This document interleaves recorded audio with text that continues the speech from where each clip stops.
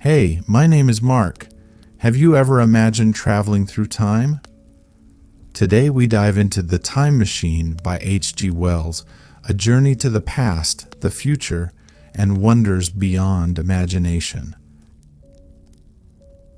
Introduction. The time traveler, for so it will be convenient to speak of him, was expounding a recondite matter to us. His pale gray eyes shone and twinkled, and his usually pale face was flushed and animated. The fire burnt brightly, and the soft radiance of the incandescent lights in the lilies of silver caught the bubbles that flashed and passed in our glasses. Our chairs, being his patents, embraced and caressed us rather than submitted to be sat upon. And there was that luxurious after-dinner atmosphere when thought runs gracefully free of the trammels of precision. And he put it to us in this way, marking the points with a lean forefinger, as we sat and lazily admired his earnestness over this new paradox, as we thought it, and his fecundity. You must follow me carefully. I shall have to controvert one or two ideas that are almost universally accepted. The geometry, for instance, they taught you at school is founded on a misconception. Is not that rather a large thing to expect us to begin upon? Said Philby, an argumentative person with red hair. I do not mean to ask you to accept anything without reasonable ground for it. You will soon admit as much as I need from you. You know, of course, that a mathematical line, a line of thickness nil, has no real existence. They taught you that? Neither has a mathematical plane. These things are mere abstractions. That is all right, said the psychologist. Nor, having only length, breadth, and thickness, can a cube have a real existence. There I object, said Philby. Of course a solid body may exist. All real things. So most people think, but wait a moment. Can an instantaneous cube exist? Don't follow you, said Philby. Can a cube that does not last for any time at all have a real existence? Philby became pensive. Clearly, the time traveler proceeded, any real body must have extension in four directions. It must have length, breadth, thickness, and duration. But through a natural infirmity of the flesh, which I will explain to you in a moment, we incline to overlook this fact. There are really four dimensions, three which we call the three planes of space, and a fourth, time. There is, however, a tendency to draw an unreal distinction between the former three dimensions and the latter, because it happens that our consciousness moves intermittently in one direction along the latter from the beginning to the end of our lives. That, said a very young man, making spasmodic efforts to relight his cigar over the lamp. That very clear indeed. Aye? Now, it is very remarkable that this is so extensively overlooked, continued the time traveler with a slight accession of cheerfulness. Really, this is what is meant by the fourth dimension, though some people who talk about the fourth dimension do not know they mean it. It is only another way of looking at time. There is no difference between time and any of the three dimensions of space, except that our consciousness moves along it. But some foolish people have got hold of the wrong side of that idea. You have all heard what they have to say about this fourth dimension. So, I have not, said the provincial mayor.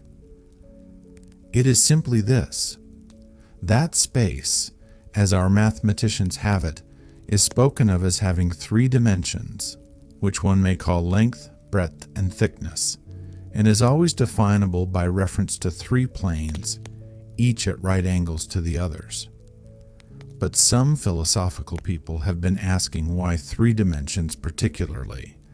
Why not another direction at right angles to the other 3? And have even tried to construct a 4-dimensional geometry. Professor Simon Newcomb was expounding this to the New York Mathematical Society only a month or so ago. You know how on a flat surface, which has only 2 dimensions, we can represent a figure of a 3-dimensional solid. And similarly, they think that by models of 3 dimensions, they could represent one of 4, if they could master the perspective of the thing. See? I think so, murmured the provincial mayor, and, knitting his brows, he lapsed into an introspective state, his lips moving as one who repeats mystic words. Yes, I think I see it now, he said after some time, brightening in a quite transitory manner. Well, I do not mind telling you I have been at work upon this geometry of 4 dimensions for some time. Some of my results are curious. For instance, here is a portrait of a man at 8 years old, another at 15, another at 17, another at 23, and so on. All these are evidently sections, as it were, 3-dimensional representations of his 4-dimension being, which is a fixed and unalterable thing. Scientific people, proceeded the time traveler after the pause required for the proper assimilation of this, know very well that time is only a kind of space. Here is a popular scientific diagram, a weather record. This line I trace with my finger shows the movement of the barometer. Yesterday it was so high. Yesterday night it fell. Then this morning it rose again, and so gently upward to here. Surely the mercury did not trace this line in any of the dimensions of space generally recognized, but certainly it traced such a line, and that line, therefore, we must conclude, was along the time dimension. But, said the medical man, staring hard at a coal in the fire, if time is really only a 4th dimension of space, why is it, and why has it always been, regarded as something different? And why cannot we move in time as we move about in the other dimensions of space? The time traveler smiled. Are you so sure we can move freely in space? Right and left we can go, backward and forward freely enough, and men always have done so. I admit we move freely in 2 dimensions, but how about up and down? Gravitation limits us there. Not exactly, said the medical man. There are balloons. But before the balloons, save for spasmodic jumping and the inequalities of the surface, man had no freedom of vertical movement. Oh, still, they could move a little up and down, said the medical man. Easier, far easier down than up. And you cannot move at all in time. You cannot get away from the present moment. My dear sir, that is just where you are wrong. That is just where the whole world has gone wrong. We are always getting away from the present moment. Our mental existences, which are immaterial and have no dimensions, are passing along the time dimension with a uniform velocity from the cradle to the grave, just as we should travel down if we began our existence 50 miles above the Earth's surface. But the great difficulty is this, interrupted the psychologist. You can move about in all directions of space, but you cannot move about in time.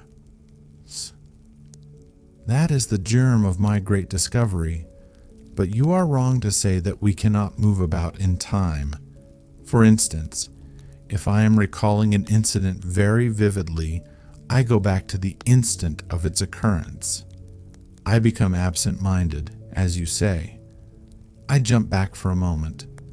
Of course, we have no means of staying back for any length of time, any more than a savage or an animal has of staying 6 feet above the ground.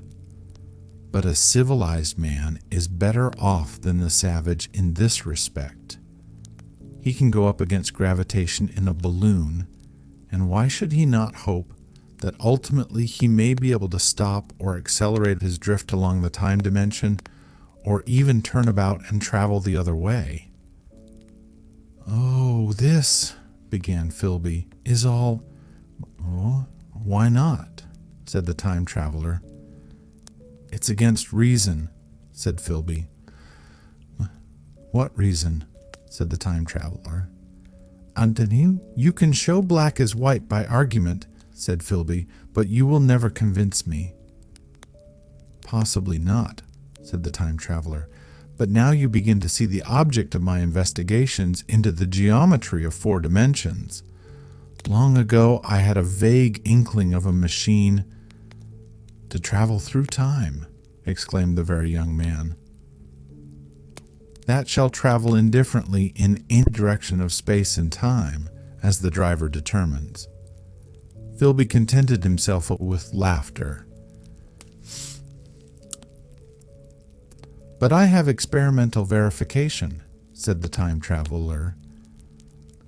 "It would be remarkably convenient for the historian," the psychologist suggested. "One might travel back and verify the accepted account of the Battle of Hastings, for instance." "Don't you think you would attract attention?" said the medical man. "Our ancestors had no great tolerance for anachronisms."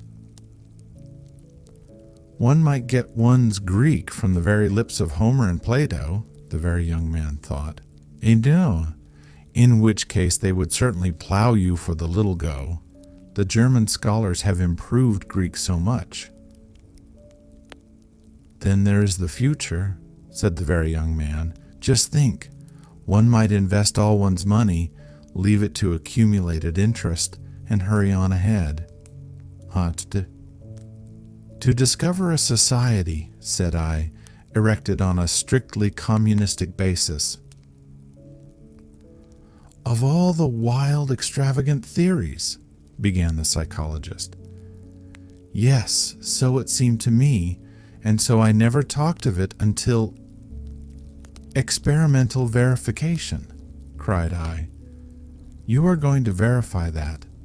"Yeah, the experiment," cried Philby, who was getting brain-weary. "Let's see your experiment anyhow," said the psychologist, "though it's all humbug, you know." The time traveler smiled round at us. Then, still smiling faintly and with his hands deep in his trousers pockets, he walked slowly out of the room, and we heard his slippers shuffling down the long passage to his laboratory. The psychologist looked at us. "I wonder what he's got."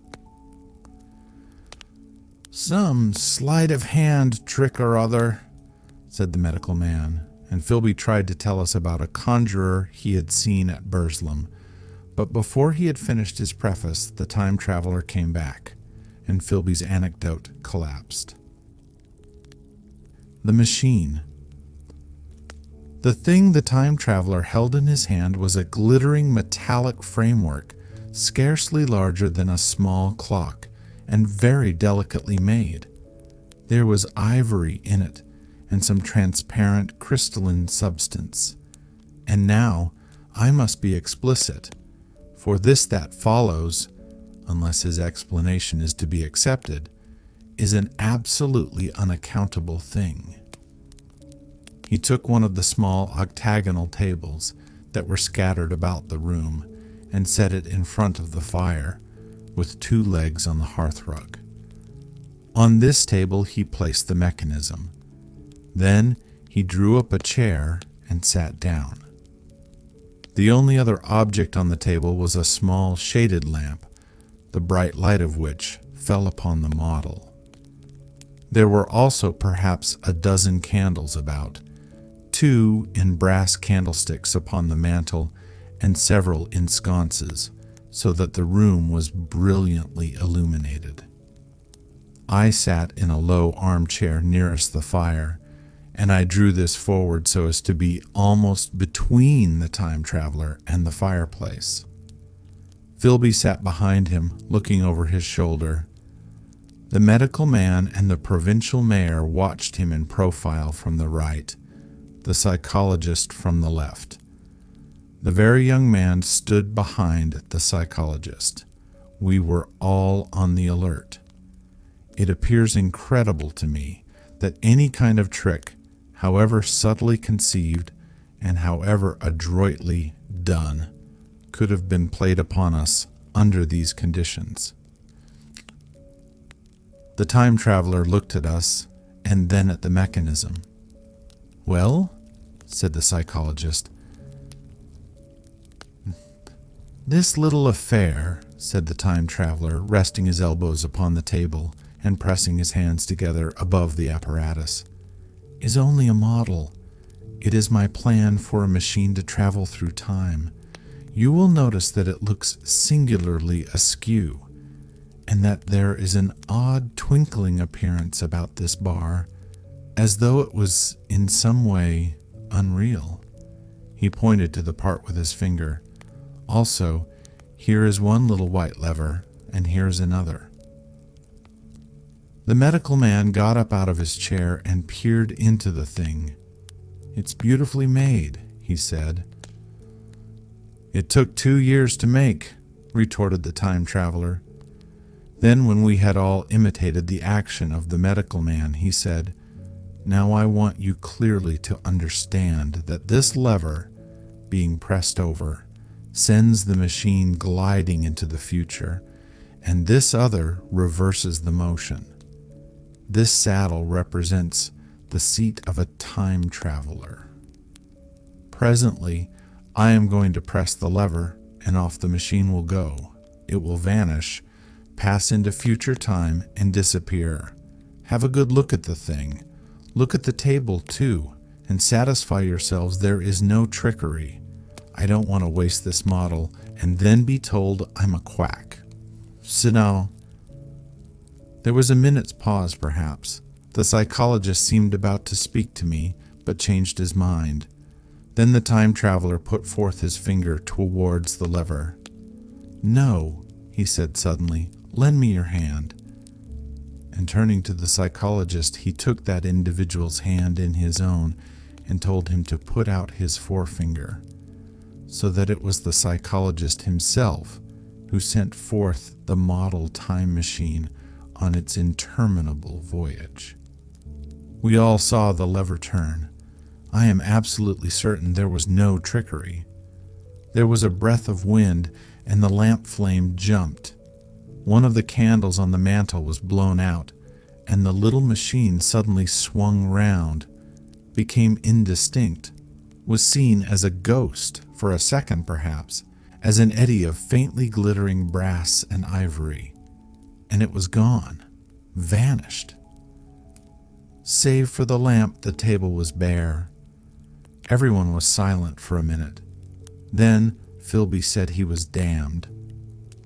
The psychologist recovered from his stupor and suddenly looked under the table. At that, the time traveler laughed cheerfully.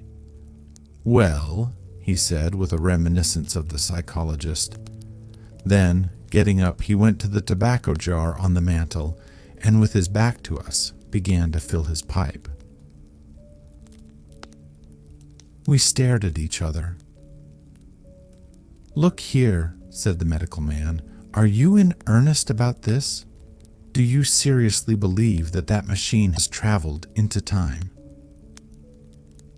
"Certainly," said the time traveler, stooping to light a spill at the fire. Then he turned, lighting his pipe, to look at the psychologist's face. The psychologist, to show that he was not unhinged, helped himself to a cigar and tried to light it uncut. "What is more, I have a big machine nearly finished in there." He indicated the laboratory. "And when that is put together, I mean to have a journey on my own account." "You mean to say that that machine has traveled into the future?" said Philby. into the future or the past. I don't for certain know which." After an interval, the psychologist had an inspiration. "It must have gone into the past if it has gone anywhere," he said. "So, why?" said the time traveler. "Because I presume that it has not moved in space, and if it traveled into the future, it would still be here all this time, since it must have traveled through this time." "But," said I, "if it traveled into the past, it would have been visible when we came first into this room, and last Thursday when we were here, and the Thursday before that, and so forth." "Serious objections," remarked the provincial mayor with an air of impartiality, turning toward the time traveler. "Not a bit," said the time traveler, and to the psychologist, "You think you can explain that? It's presentation below the threshold, diluted presentation." "Of course," said the psychologist, and reassured us. "That's a simple point of psychology. I should have thought of it. It's plain enough and helps the paradox delightfully. We cannot see it, nor can we appreciate this machine any more than we can the spoke of a wheel spinning or a bullet flying through the air.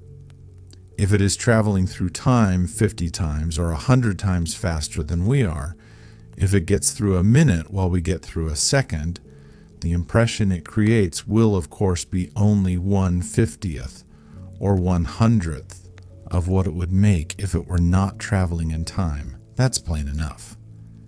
He passed his hand through the space in which the machine had been. "You see?" he said, laughing. "And it's." We sat and stared at the vacant table for a minute or so. Then the time traveler asked us what we thought of it all. "It sounds plausible enough tonight," said the medical man, "but wait until tomorrow. Wait for the common sense of the morning." "Well, Gar, would you like to see the time machine itself?" asked the time traveler. And therewith, taking the lamp in his hand, he led the way down the long, drafty corridor to his laboratory. I remember vividly the flickering light, his queer, broad head in silhouette, the dance of the shadows, how we all followed him, puzzled but incredulous, and how there in the laboratory we beheld a larger edition of the little mechanism which we had seen vanish from before our eyes.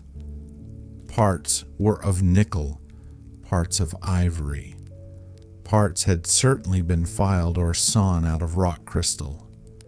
The thing was generally complete, but the twisted crystalline bars lay unfinished upon the bench beside some sheets of drawings, and I took one up for a better look at it. Quartz, it seemed to be. "Look here," said the medical man. "Are you perfectly serious, or is this a trick, like that ghost you showed us last Christmas?" "Upon that machine," said the time traveler, holding the lamp aloft, "I intend to explore time.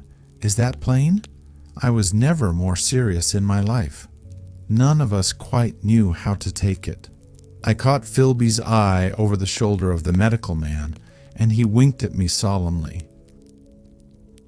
The time traveler returns. "I think that at that time none of us quite believed in the time machine. The fact is, the time traveler was one of those men who are too clever to be believed.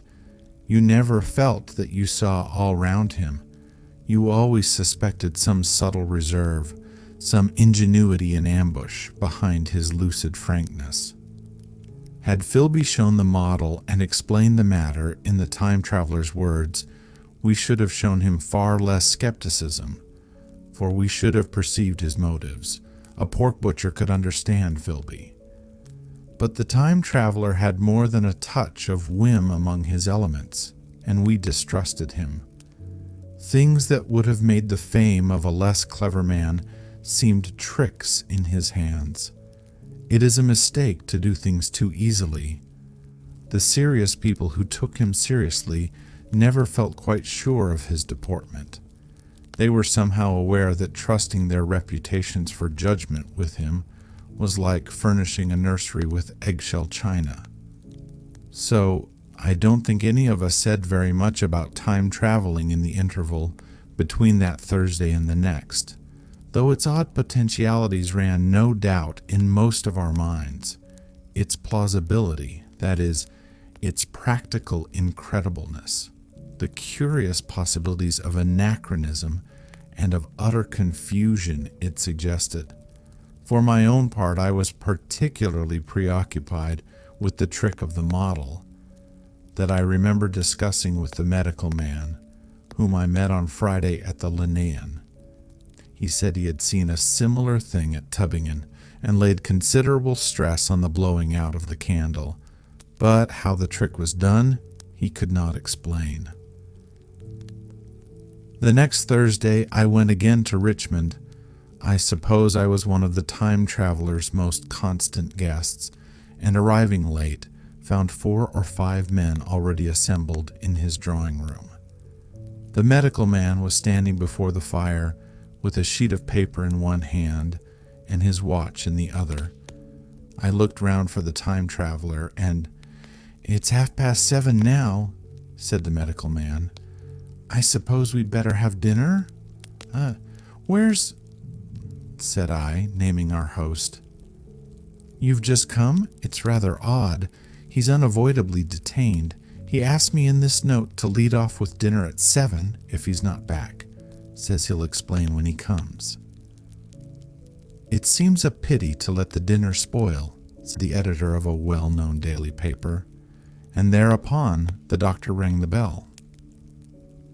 "Knows." The psychologist was the only person besides the doctor and myself who had attended the previous dinner. The other men were blank, the editor aforementioned, a certain journalist, and another, a quiet, shy man with a beard, whom I didn't know, and who, as far as my observation went, never opened his mouth all the evening. There was some speculation at the dinner table about the time traveler's absence, and I suggested time traveling in a half-jocular spirit. The editor wanted that explained to him, and the psychologist volunteered a wooden account of the ingenious paradox and trick we had witnessed that day week. He was in the midst of his exposition when the door from the corridor opened slowly and without noise. I was facing the door, and saw it first. "Hello?"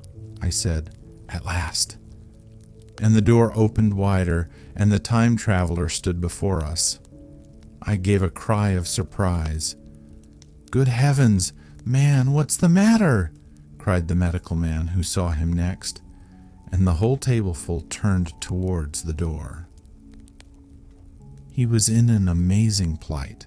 His coat was dusty and dirty, and smeared with green down the sleeves, his hair disordered, and as it seemed to me, grayer, either with dust and dirt, or because its color had actually faded. His face was ghastly pale. His chin had a brown cut on it, a cut half-healed. His expression was haggard and drawn, as by intense suffering. For a moment he hesitated in the doorway, as if he had been dazzled by the light. Then he came into the room. He walked with just such a limp as I have seen in footsore tramps. We stared at him in silence, expecting him to speak. He said not a word, but came painfully to the table and made a motion towards the wine. The editor filled a glass of champagne and pushed it towards him. He drained it, and it seemed to do him good, for he looked round the table, and the ghost of his old smile flickered across his face. "What on earth have you been up to, man?" said the doctor. The time traveler did not seem to hear. "Don't let me disturb you," he said with a certain faltering articulation. I'm all right." He stopped, held out his glass for more, and took it off at a draught. "That's good," he said. His eyes grew brighter, and a faint color came into his cheeks. His glance flickered over our faces with a certain dull approval, and then went round the warm and comfortable room. Then he spoke again, still as it were feeling his way among his words. "I'm going to wash and dress, and then I'll come down and explain things. Save me some of that mutton. I'm starving for a bit of meat." He looked across at the editor, who was a rare visitor, and hoped he was all right. The editor began a question. "Tell you presently," said the time traveler. "I'm funny. Be all right in a minute." This is saying as he put down his glass and walked towards the staircase door. Again, I remarked his lameness and the soft padding sound of his footfall, and standing up in my place, I saw his feet as he went out. He had nothing on them but a pair of tattered, blood-stained socks. Then the door closed upon him. I had half a mind to follow, till I remembered how he detested any fuss about himself. For a minute, perhaps, my mind was wool-gathering. Then, "Remarkable behavior of an eminent scientist," I heard the editor say, thinking, after his wont, in headlines. And this brought my attention back to the bright dinner table. "What's the game?" said the journalist. "Has he been doing the amateur cadger? I don't follow." I met the eye of the psychologist and read my own interpretation in his face. I thought of the time traveler limping painfully upstairs. I don't think anyone else had noticed his lameness. So, the first to recover completely from the surprise was the medical man, who rang the bell. The time traveler hated to have servants waiting at dinner for a hot plate. At that, the editor turned to his knife and fork with a grunt, and the silent man followed suit. The dinner was resumed. Conversation was exclamatory for a little while with gaps of wonderment, and then the editor got fervent in his curiosity. "Does our friend eke out his modest income with a crossing, or has he his Nebuchadnezzar phases?" he inquired. "I feel assured it's this business of the time machine," I said, and took up the psychologist's account of our previous meeting. The new guests were frankly incredulous. The editor raised objections. What was this time traveling? A man couldn't cover himself with dust by rolling in a paradox, could he? And then, as the idea came home to him, he resorted to caricature. Hadn't they any clothes brushes in the future? The journalist, too, would not believe at any price, and joined the editor in the easy work of heaping ridicule on the whole thing. They were both the new kind of journalist, very joyous, irreverent young men. "Our special correspondent in the Day After Tomorrow reports," the journalist was saying, or rather shouting, when the time traveler came back. He was dressed in ordinary evening clothes, and nothing save his haggard look remained of the change that had startled me. "I say," said the editor hilariously, "these chaps here say you have been traveling into the middle of next week. Tell us all about Little Roseberry, will you? What will you take for the lot?" The time traveler came to the place reserved for him without a word. He smiled quietly, in his old way. "Where's my mutton?" he said. "What a treat it is to stick a fork into meat again." "Story," cried the editor. "Story be damned," said the time traveler. "I want something to eat. I won't say a word until I get some Peptone into my arteries. Thanks, and the salt." "One word," said I. "Have you been time traveling?" "Ah, yes," said the time traveler with his mouth full, nodding his head. "And "I'd give $1 a line for verbatim note," said the editor. The time traveler pushed his glass towards the silent man and rang it with his fingernail, at which the silent man, who had been staring at his face, started convulsively and poured him wine. The rest of the dinner was uncomfortable. For my own part, sudden questions kept on rising to my lips, and I dare say it was the same with the others. The journalist tried to relieve the tension by telling anecdotes of Hetty Potter. The time traveler devoted his attention to his dinner and displayed the appetite of a tramp. The medical man smoked a cigarette and watched the time traveler through his eyelashes.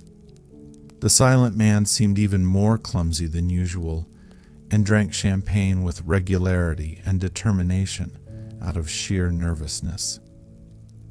At last, the time traveler pushed his plate away and looked round us. "I suppose I must apologize," he said.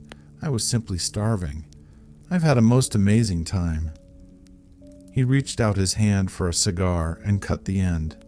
"But come into the smoking room. It's too long a story to tell over greasy plates." And ringing the bell in passing, he led the way into the adjoining room. "You have told Blank and Dash and Chose about the machine?" he said to me, leaning back in his easy chair and naming the 3 new guests. "But the thing's a mere paradox," said the editor. "I can't argue tonight. I don't mind telling you the story, but I can't argue. I will," he went on, "tell you the story of what has happened to me, if you like, but you must refrain from interruptions. I want to tell it. Badly. Most of it will sound like lying." "So be it." "It's true, every word of it, all the same. I was in my laboratory at 4 o'clock, and since then I've lived 8 days, such days as no human being ever lived before. I'm nearly worn out, but I shan't sleep till I've told this thing over to you. Then I shall go to bed. But no interruptions. Is it agreed?" "Well, agreed," said the editor, and the rest of us echoed, "Agreed." And with that, the time traveler began his story as I have set it forth. He sat back in his chair at first and spoke like a weary man. Afterwards, he got more animated. In writing it down, I feel with only too much keenness the inadequacy of pen and ink, and above all, my own inadequacy to express its quality.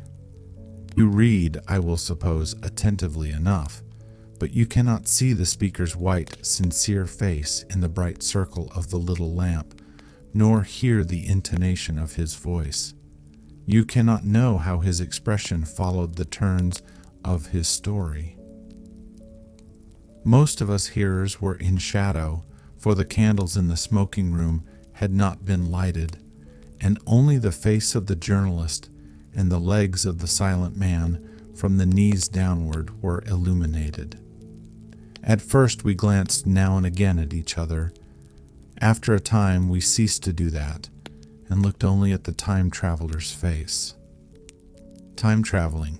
I told some of you last Thursday of the principles of the time machine and showed you the actual thing itself, incomplete in the workshop.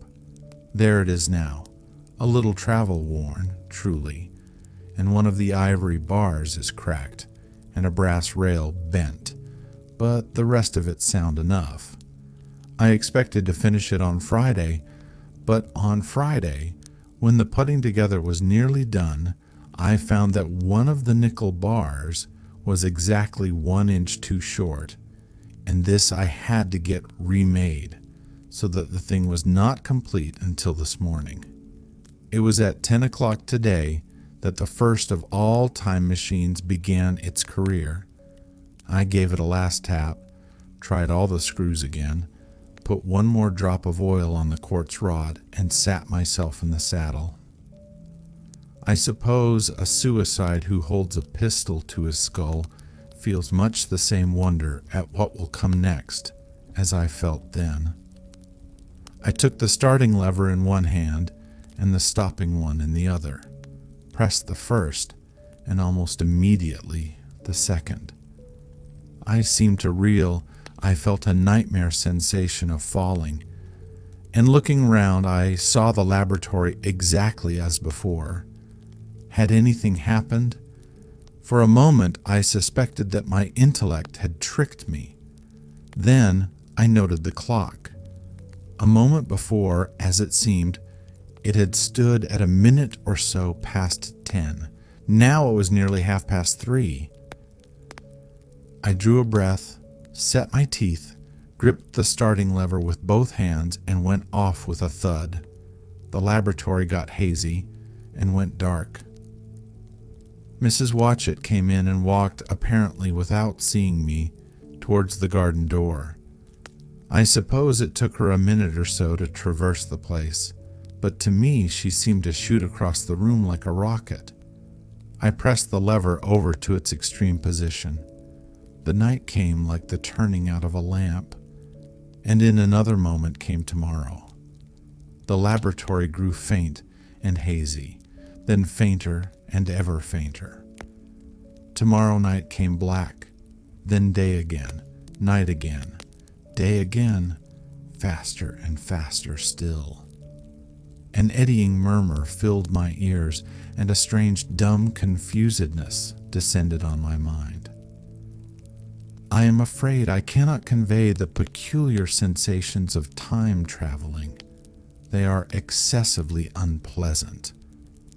There's a feeling exactly like that one has upon a switchback, of a helpless, headlong motion. Oh, I felt the same horrible anticipation, too, of an imminent smash. As I put on pace, night followed day like the flapping of a black wing.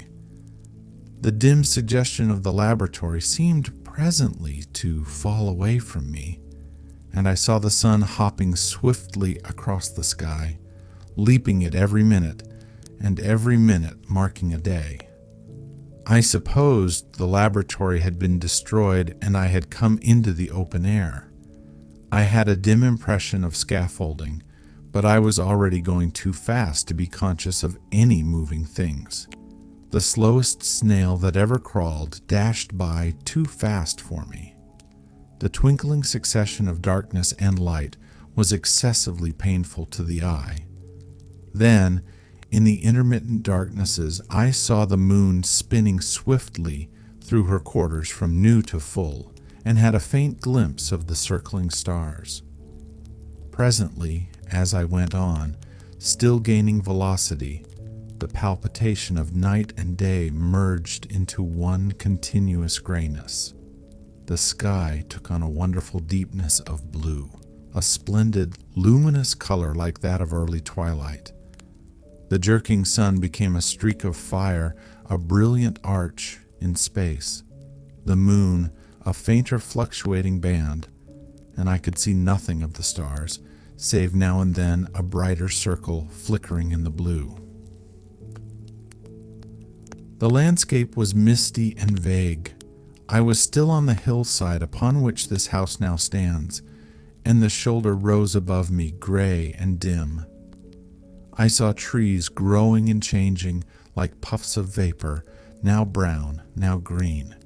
They grew, spread, shivered, and passed away. I saw huge buildings rise up, faint and fair, and pass like dreams. The whole surface of the earth seemed changed, melting and flowing under my eyes. The little hands upon the dials that registered my speed raced round faster and faster.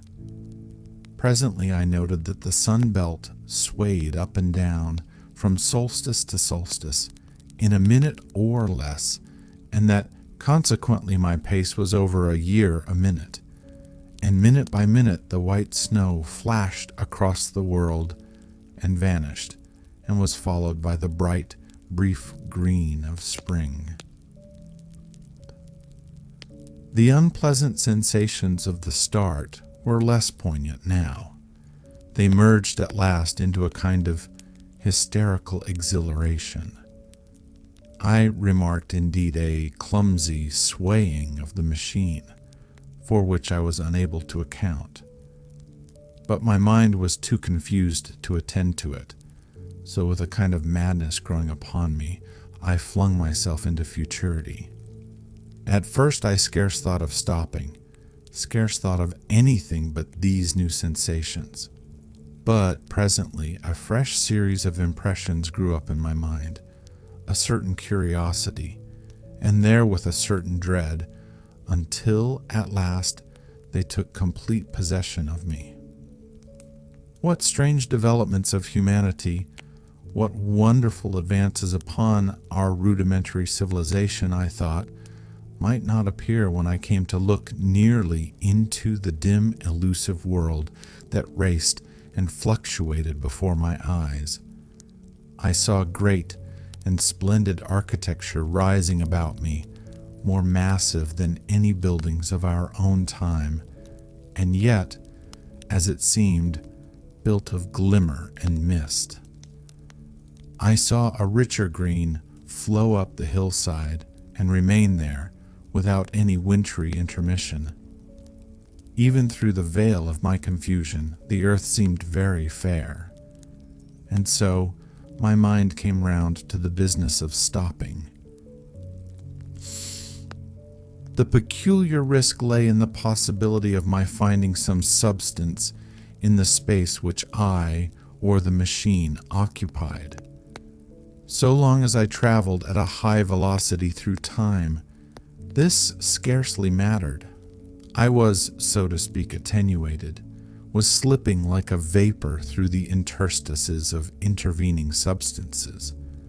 But to come to a stop involved the jamming of myself, molecule by molecule, into whatever lay in my way, meant bringing my atoms into such intimate contact with those of the obstacle that a profound chemical reaction, possibly a far-reaching explosion, would result, and blow myself and my apparatus out of all possible dimensions into the unknown.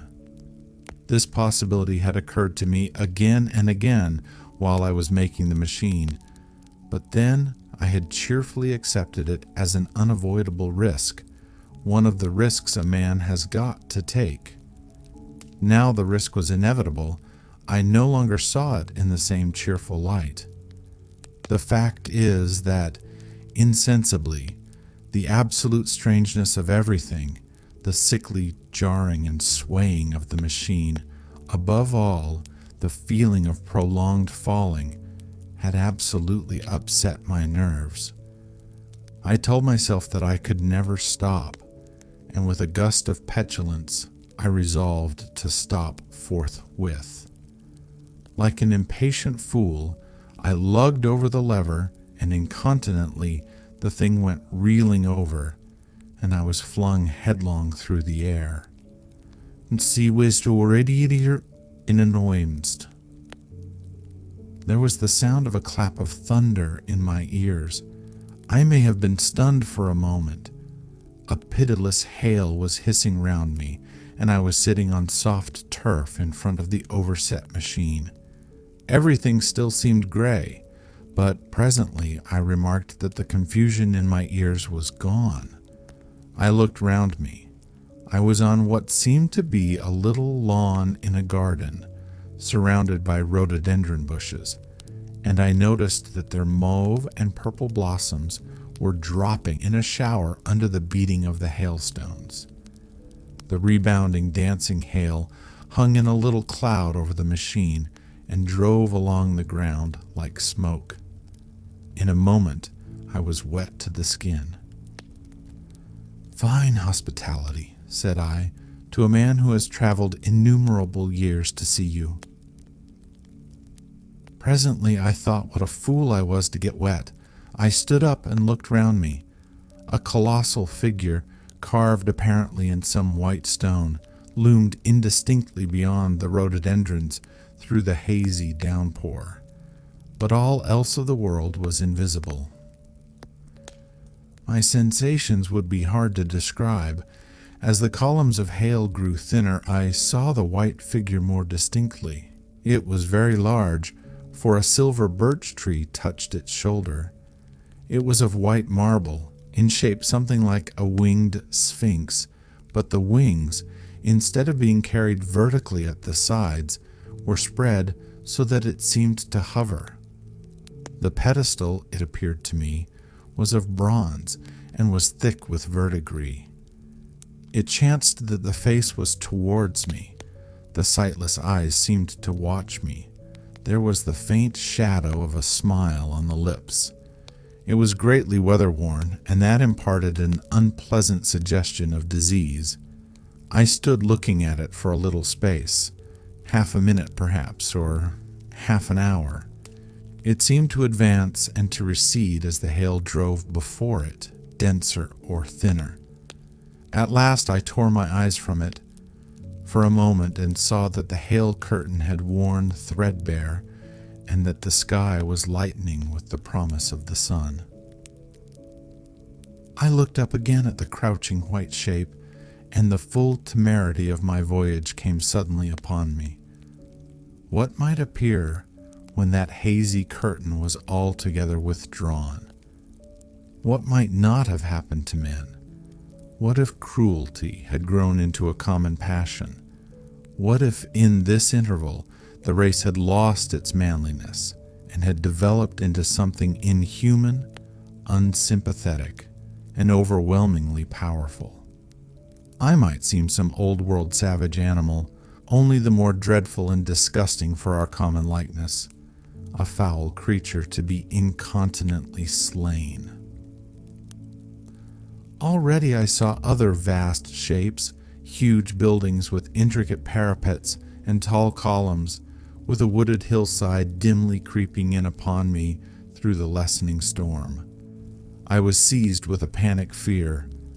I turned frantically to the time machine and strove hard to readjust it. As I did so, the shafts of the sun smote through the thunderstorm. The gray downpour was swept aside and vanished like the trailing garments of a ghost. Above me, in the intense blue of the summer sky, some faint brown shreds of cloud whirled into nothingness. The great buildings about me stood out clear and distinct, shining with the wet of the thunderstorm, and picked out in white by the unmelted hailstones piled along their courses. I felt naked in a strange world. I felt as perhaps a bird may feel in the clear air, knowing the hawk wings above and will swoop. My fear grew to frenzy. I took a breathing space, set my teeth, and again grappled fiercely, wrist and knee, with the machine. It gave under my desperate onset and turned over. It struck my chin violently. One hand on the saddle, the other on the lever, I stood panting heavily in attitude to mount again. But with this recovery of a prompt retreat, my courage recovered. I looked more curiously and less fearfully at this world of the remote future. In a circular opening, high up in the wall of the nearer house, I saw a group of figures clad in rich, soft robes. They had seen me, and their faces were directed towards me. Then I heard voices approaching me. Coming through the bushes by the white sphinx were the heads and shoulders of men running. One of these emerged in a pathway leading straight to the little lawn upon which I stood with my machine. He was a slight creature, perhaps 4 feet high, clad in a purple tunic, girdled at the waist with a leather belt. Sandals or buskins, I could not clearly distinguish which, were on his feet. His legs were bare to the knees, and his head was bare. Noticing that, I noticed for the first time how warm the air was. Oh, he struck me as being a very beautiful and graceful creature, but indescribably frail. His flushed face reminded me of the more beautiful kind of consumptive, that hectic beauty of which we used to hear so much. At the sight of him, I suddenly regained confidence. I took my hands from the machine. In the golden age, In another moment we were standing face to face, I and this fragile thing out of futurity. He came straight up to me and laughed into my eyes. The absence from his bearing of any sign of fear struck me at once. Then he turned to the two others who were following him and spoke to them in a strange and very sweet and liquid tongue. There were others coming, and presently a little group of perhaps 8 or 10 of these exquisite creatures were about me. One of them addressed me. It came into my head, oddly enough, that my voice was too harsh and deep for them, so I shook my head, and pointing to my ears shook it again. He came a step forward, hesitated, and then touched my hand. Then I felt other soft little tentacles upon my back and shoulders. They wanted to make sure I was real. There was nothing in this at all alarming. Indeed, there was something in these pretty little people that inspired confidence, a graceful gentleness, a certain childlike ease. And besides, they looked so frail that I could fancy myself flinging the whole dozen of them about like 9-pins. But I made a sudden motion to warn them when I saw their little pink hands feeling at the time machine. Happily then, when it was not too late, I thought of a danger I had hitherto forgotten, and reaching over the bars of the machine, I unscrewed the little levers that would set it in motion and put these in my pocket. Then I turned again to see what I could do in the way of communication. And then, looking more nearly into their features, I saw some further peculiarities in their Dresden china type of prettiness. Their hair, which was uniformly curly, came to a sharp end at the neck and cheek. There was not the faintest suggestion of it on the face, and their ears were singularly minute. The mouths were small, with bright red, rather thin lips, and the little chins ran to a point. The eyes were large and mild, and this may seem egotism on my part. I fancied even that there was a certain lack of the interest I might have expected in them. As they made no effort to communicate with me, but simply stood round me smiling and speaking in soft, cooing notes to each other, I began the conversation. I pointed to the time machine and to myself. Then, hesitating for a moment how to express time, I pointed to the sun. At once, a quaintly pretty little figure in checkered purple and white followed my gesture, and then astonished me by imitating the sound of thunder. For a moment I was staggered, though the import of his gesture was plain enough. The question had come into my mind abruptly. Were these creatures fools? You may hardly understand how it took me. You see, I had always anticipated that the people of the year 800 and 2000 odd would be incredibly in front of us, in knowledge, art, everything. Then one of them suddenly asked me a question that showed him to be on the intellectual level of one of our 5-year-old children. Asked me, in fact, if I had come from the sun in a thunderstorm. It let loose the judgment I had suspended upon their clothes, their frail light limbs, and fragile features. A flow of disappointment rushed across my mind. For a moment, I felt that I had built the time machine in vain. I nodded, pointed to the sun, and gave them such a vivid rendering of a thunderclap as startled them. They all withdrew a pace or so and bowed. Then came one laughing towards me, carrying a chain of beautiful flowers altogether new to me, and put it about my neck. The idea was received with melodious applause, and presently they were all running to and fro for flowers, and laughingly flinging them upon me until I was almost smothered with blossom. You who have never seen the like can scarcely imagine what delicate and wonderful flowers countless years of culture had created. Then someone suggested that their plaything should be exhibited in the nearest building, and so I was led past the Sphinx of white marble, which had seemed to watch me all the while, with a smile at my astonishment, towards a vast gray edifice of fretted stone. As I went with them, the memory of my confident anticipations of a profoundly grave and intellectual posterity came with irresistible merriment to my mind. The building had a huge entry and was altogether of colossal dimensions. I was naturally most occupied with the growing crowd of little people and with the big open portals that yawned before me, shadowy and mysterious. My general impression of the world I saw over their heads was a tangled waste of beautiful bushes and flowers, a long neglected and yet weedless garden. I saw a number of tall spikes of strange white flowers, measuring a foot perhaps across the spread of the waxen petals. They grew scattered, as if wild, among the variegated shrubs, but, as I say, I did not examine them closely at this time. The time machine was left deserted on the turf among the rhododendrons.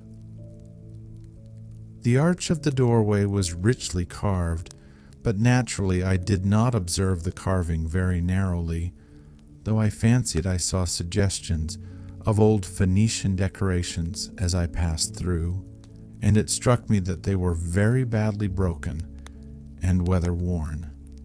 Several more brightly clad people met me in the doorway, and so we entered, I dressed in dingy 19th century garments, looking grotesque enough, garlanded with flowers, and surrounded by an eddying mass of bright, soft-colored robes and shining white limbs in a melodious whirl of laughter and laughing speech. Right.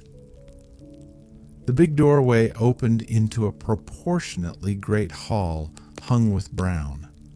The roof was in shadow, and the windows, partially glazed with colored glass and partially unglazed, admitted a tempered light. The floor was made up of huge blocks of some very hard white metal, not plates nor slabs, blocks, and it was so much worn, as I judged by the going to and fro of past generations, as to be deeply channeled along the more frequented ways. Transverse to the length were innumerable tables made of slabs of polished stone, raised, perhaps, a foot from the floor, and upon these were heaps of fruits.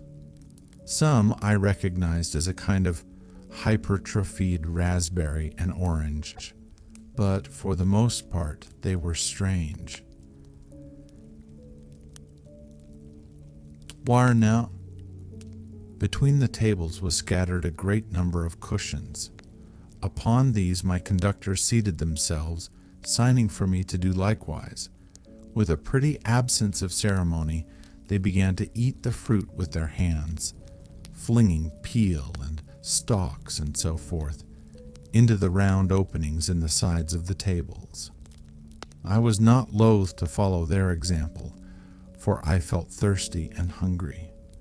As I did so, I surveyed the hall at my leisure, and perhaps the thing that struck me most was its dilapidated look. The stained glass windows, which displayed only a geometrical pattern, were broken in many places, and the curtains that hung across the lower end were thick with dust, and it caught my eye that the corner of the marble table near me was fractured. Nevertheless, the general effect was extremely rich and picturesque. There were, perhaps, a couple of 100 people dining in the hall, and most of them, seated as near to me as they could come, were watching me with interest, their little eyes shining over the fruit they were eating. All were clad in the same soft and yet strong, silky material. Fruit, by the by, was all their diet. These people of the remote future were strict vegetarians, and while I was with them, in spite of some carnal cravings, I had to be frugivorous also. Indeed, I found afterwards that horses, cattle, sheep, dogs had followed the ichthyosaurus into extinction. But the fruits were very delightful. One in particular that seemed to be in season all the time I was there, a flowery thing in a three-sided husk, was especially good, and I made it my staple. At first I was puzzled by all these strange fruits and by the strange flowers I saw, but later I began to perceive their import. However, I am telling you of my fruit dinner in the distant future now. So soon as my appetite was a little checked, I determined to make a resolute attempt to learn the speech of these new men of mine. Clearly, that was the next thing to do. The fruit seemed a convenient thing to begin upon, and holding one of these up, I began a series of interrogative sounds and gestures. I had some considerable difficulty in conveying my meaning. At first, my efforts met with a stare of surprise or inextinguishable laughter, but presently a fair-haired little creature seemed to grasp my intention and repeated a name. They had to chatter and explain the business at great length to each other, and my first attempts to make the exquisite little sounds of their language caused an immense amount of genuine, if uncivil, amusement. However, I felt like a schoolmaster amidst children, and persisted, and presently I had a score of noun substantives, at least at my command, and then I got to demonstrative pronouns and even the verb to eat. But it was slow work, and the little people soon tired and wanted to get away from my interrogations. So I determined, rather of necessity, to let them give their lessons in little doses when they felt inclined. And very little doses I found they were before long, for I never met people more indolent or more easily fatigued. The sunset of mankind. A queer thing I soon discovered about my little hosts, and that was their lack of interest.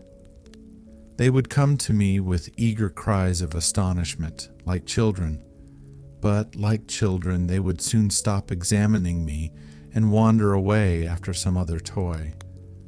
The dinner and my conversational beginnings ended, I noted for the first time that almost all those who had surrounded me at first were gone. It is odd, too, how speedily I came to disregard these little people. I went out through the portal into the sunlit world again as soon as my hunger was satisfied. I was continually meeting more of these men of the future, who would follow me a little distance, chatter and laugh about me, and, having smiled and gesticulated in a friendly way, leave me again to my own devices. The calm of evening was upon the world as I emerged from the great hall, and the scene was lit by the warm glow of the setting sun. At first, things were very confusing. Everything was so entirely different from the world I had known, even the flowers. The big building I had left was situated on the slope of a broad river valley, but the Thames had shifted, perhaps, a mile from its present position. I resolved to mount to the summit of a crest, perhaps a mile and a half away, from which I could get a wider view of this, our planet, in the year 800 and 2701 A.D. For that, I should explain, was the date the little dials of my machine recorded. As I walked, I was watching for every impression that could possibly help to explain the condition of ruinous splendor in which I found the world, for ruinous it was. A little way up the hill, for instance, was a great heap of granite, bound together by masses of aluminium. a vast labyrinth of precipitous walls and crumpled heaps, amidst which were thick heaps of very beautiful pagoda-like plants, nettles possibly, but wonderfully tinted with brown about the leaves and incapable of stinging. It was evidently the derelict remains of some vast structure. To what end built, I could not determine. It was here that I was destined, at a later date, to have a very strange experience, the first intimation of a still stranger discovery, but of that I will speak in its proper place. Looking round with a sudden thought, from a terrace on which I rested for a while, I realized that there were no small houses to be seen. Apparently the single house, and possibly even the household, had vanished. Here and there among the greenery were palace-like buildings, but the house and the cottage, which form such characteristic features of our own English landscape, had disappeared. Communism, said I to myself. And on the heels of that came another thought. I looked at the half-dozen little figures that were following me. Then, in a flash, I perceived that all had the same form of costume, the same soft hairless visage, and the same girlish rotundity of limb. It may seem strange, perhaps, that I had not noticed this before, but everything was so strange. Now, I saw the fact plainly enough. In costume, and in all the differences of texture and bearing that now mark off the sexes from each other, these people of the future were alike, and the children seemed to my eyes to be but the miniatures of their parents. I judged then that the children of that time were extremely precocious, physically at least, and I found afterwards abundant verification of my opinion. Seeing the ease and security in which these people were living, I felt that this close resemblance of the sexes was after all what one would expect. For the strength of a man and the softness of a woman, the institution of the family, and the differentiation of occupations are mere militant necessities of an age of physical force. Where population is balanced and abundant, much childbearing becomes an evil rather than a blessing to the state. Where violence comes but rarely and offspring are secure, there is less necessity. Indeed, there is no necessity for an efficient family, and the specialization of the sexes with reference to their children's needs disappears. We see some beginnings of this even in our own time, and in this future age it was complete. This, I must remind you, was my speculation at the time. Later, I was to appreciate how far it fell short of the reality. And so, while I was musing upon these things, my attention was attracted by a pretty little structure, like a well under a cupola. I thought in a transitory way of the oddness of wells still existing, and then resumed the thread of my speculations. There were no large buildings towards the top of the hill, and as my walking powers were evidently miraculous, I was presently left alone for the first time. With a strange sense of freedom and adventure, I pushed on up to the crest. There I found a seat of some yellow metal that I did not recognize, corroded in places with a kind of pinkish rust and half smothered in soft moss, the armrests cast and filed into the resemblance of griffins' heads. I sat down on it, and I surveyed the broad view of our old world under the sunset of that long day. It was as sweet and fair a view as I have ever seen. The sun had already gone below the horizon, and the west was flaming gold, touched with some horizontal bars of purple and crimson. Below was the valley of the Thames, in which the river lay like a band of burnished steel. I have already spoken of the great palaces dotted about among the variegated greenery, some in ruins and some still occupied. Here and there rose a white or silvery figure in the waste garden of the earth.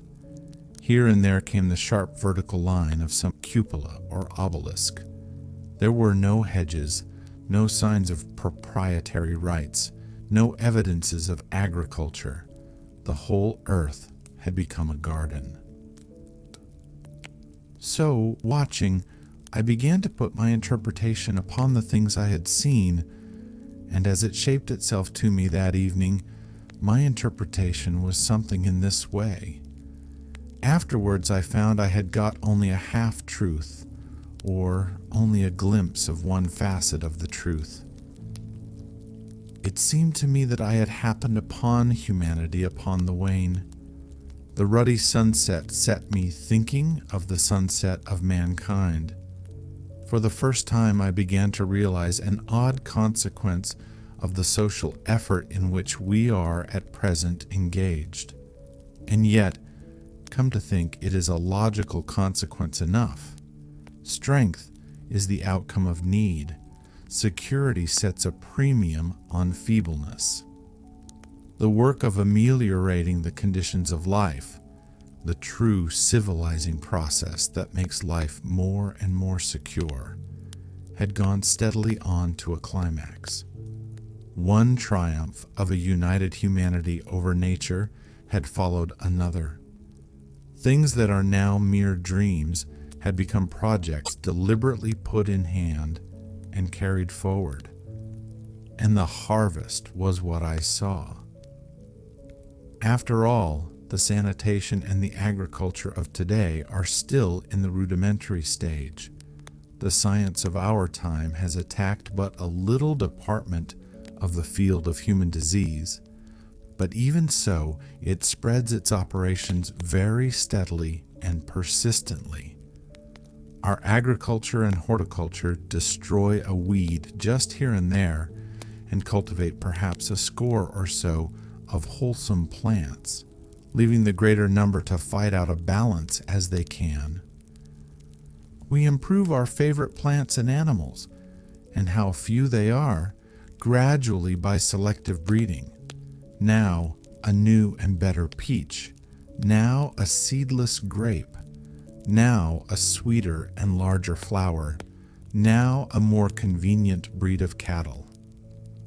We improve them gradually because our ideals are vague and tentative, and our knowledge is very limited, because nature, too, is shy and slow in our clumsy hands. Someday, all this will be better organized and still better. That is the drift of the current in spite of the eddies. The whole world will be intelligent, educated, and cooperating. Things will move faster and faster towards the subjugation of nature. In the end, wisely and carefully, we shall readjust the balance of animal and vegetable life to suit our human needs. Atti. This adjustment, I say, must have been done and done well, done indeed for all time, in the space of time across which my machine had leapt. The air was free from gnats, the earth from weeds or fungi. Everywhere were fruits and sweet and delightful flowers. Brilliant butterflies flew hither and thither. The ideal of preventive medicine was attained. Diseases had been stamped out. I saw no evidence of any contagious diseases during all my stay, and I shall have to tell you later that even the processes of putrefaction and decay had been profoundly affected by these changes. Social triumphs, too, had been affected. I saw mankind housed in splendid shelters, gloriously clothed, and as yet I had found them engaged in no toil. There were no signs of struggle, neither social nor economical struggle. The shop, the advertisement traffic, all that commerce which constitutes the body of our world was gone. It was natural on that golden evening that I should jump at the idea of a social paradise. The difficulty of increasing population had been met, I guessed, and population had ceased to increase. But with this changing condition comes inevitably adaptations to the change.